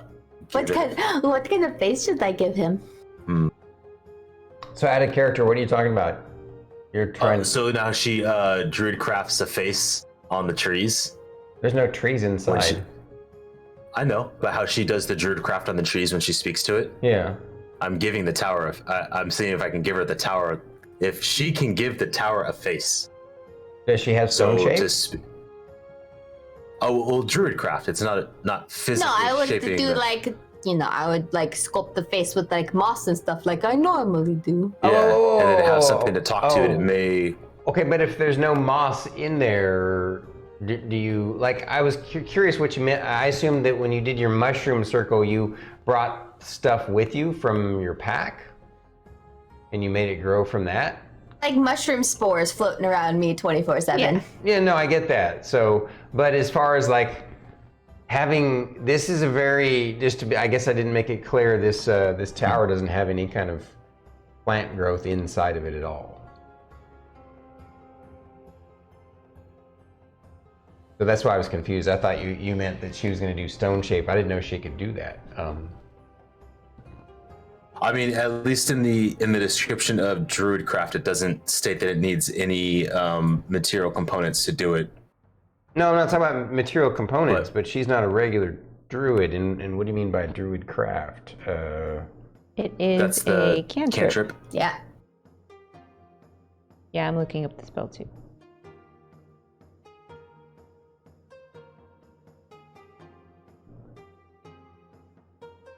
No, I can't even use Druidcraft to like actually sculpt the faces. Or was it not? Was it not Druid craft that you used? Druid craft can either create a sensory effect that predicts the weather. Or were you using manifest a golden orb for clear? Or you can instantly make a flower blossom, a seed pod open, or a leaf bud bloom. You can create an instantaneous, harmless sensory effect such as falling leaves, a puff of wind, the sound of a small animal, or the faint odor of a skunk. The effect must be in a 5-foot cube. Or you instantly light or snuff out a candle, a torch, or small campfire. Then I may be confusing it with. I confused the Druidcraft with something else then. Yeah, I think it's what was the I plant thinking growth. of? I think it's plant growth that you're talking that you technically use because you use the plant growth to. Whatever. Yeah, Anyway, never so mind. I'm just gonna go sit down onto the bottom floor Mhm. and try to meditate again. Okay, and you're gonna try and do what you did at the nexus points to connect with the Hour. yeah. Unfortunately, you actually, it's kind of weird. You feel even more disconnected than you did before up top. You think it must even though you're closer to the ground, it's kind of weird. You know, obviously the floor that you're that you're sitting on is artificially made. It feels worse down here. The only theory that you could think of as to why she was better off on that top floor is because it was more open. You know, you had the opening to the rooftop, and you had the slits that were open to the open air. Whereas now that you're down here, it's more like an enclosed stone prison. Gotcha. And interestingly enough, when you're down there too, you definitely get the sense that the floor is less of that presence. Well, no, I guess it's not a constant thing. It's a 6-second thing, right? So it wouldn't be going off. I'll just still say that you just kind of, just sort of you get a sense for it. That you think that, you know, whatever stone they put on the bottom floor to make the floor is a damper of some kind for the foundation of the tower. Okay. Not quite getting an actual sense, but just kind of intuition off of previous experience. Yeah, exactly. You got it. Okay. Mm-hmm. Okay. And your characters spend a lot of time doing this stuff. You know, basically you spend the whole morning working on all this, trying to communicate with the tower. She's told stories to the tower. You know, I've played music to the tower. You played music to the tower, which seems to have kind of pacified it because nothing has been happening for hours now. And lunchtime comes around. And, yeah. Lunchtime comes around. I go all the way up to the top. Rylar, you want to take a break? I'll take over if you want to go make lunch with Fern. Okay, that's okay. Are you sure? Yeah. Okay. So, Rylar comes downstairs to make lunch with you, cooking pot. Do you do anything during this? Do you try anything else that you can think of during this time? There's not anything you can do until you get a long rest, right? I mean, so arguably I could redo that. I have 2 more of the Divine Sense for doing the Detect Good and Evil of the Hallowed spell or location of Celestial Fiend Undead. Mm-hmm. However, if I want to do that, I probably want to do that closer towards the evening during the full moon, mm-hmm. or maybe the next day. In terms of other spells that I could possibly do, I would have to take a long rest to justifiably swap out one for maybe something. And even then, I don't really see a whole lot that will really help me in an investigative aspect. But other than that, it may just be conversation, musings, questions, theories about what was in the book. Probably talk to Miss Ray about that and just kind of, not say mindlessly chat about it, but kind of discuss it in a superficial way and maybe not super meaningful. I gotcha. Maybe meaningful. I gotcha. All right. Killing time. Okay. Well, this is the first day in the tower, and because of the lateness of it, it seems like a really good spot to stop for the next time, so that we can, you know, get back into really delving into the mystery of the tower and, you know, working on your guard duty during that time.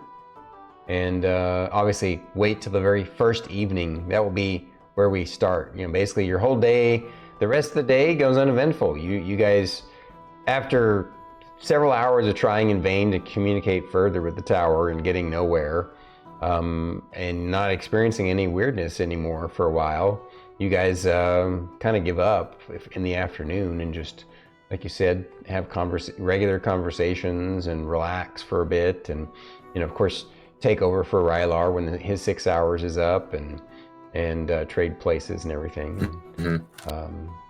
So that will be where we, you know, it'll be evening time, just as the sun is disappearing along the horizon and the night falls, is where we will stop and start next week.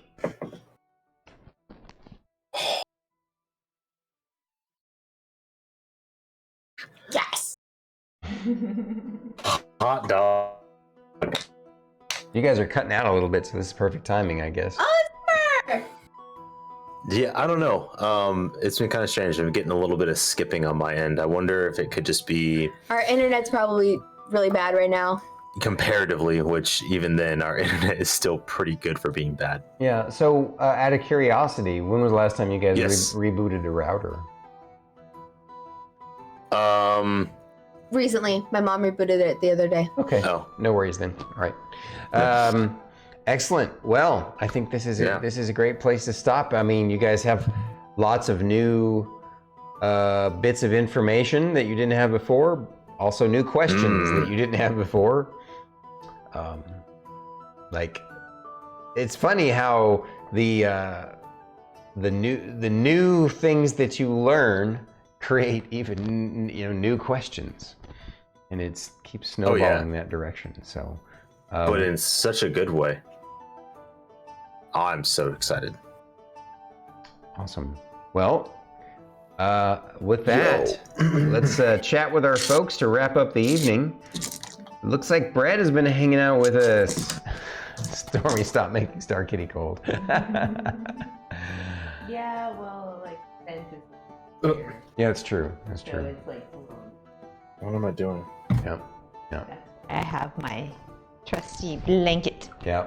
And I actually keep the thermostat pretty high, so I wasn't sitting under the fence. yeah. Or Man, it's nice to. You did you get a new tattoo since the last time I saw you, or am I just imagining things? This? Yeah, what's that on your arm?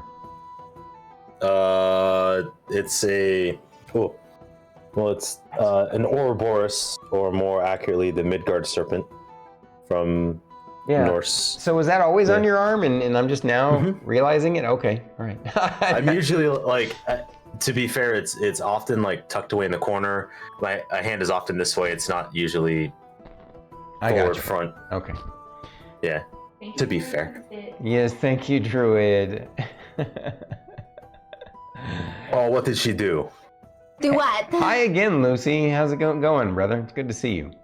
So, well, thank you guys so much. I appreciate you all joining us this evening for session 16, and next my week will be goodness. 17. So It's already like this late. I know. So fast. I know the time goes by very quickly. I know. I know. Especially with this, like, it goes by so fast. Just can't keep up. But Mm-hmm. oh yeah. All right, folks. Oh, yeah. Well, we love all Way too much fun. you supporters. Thank you again for joining us. Be sure to check out our other streams, Druid and Fate, and myself at different days and times. You gotta, have fun and be joyful and have a great life and stay positive. We'll catch you guys again. We love having you. Thanks again. See you next time.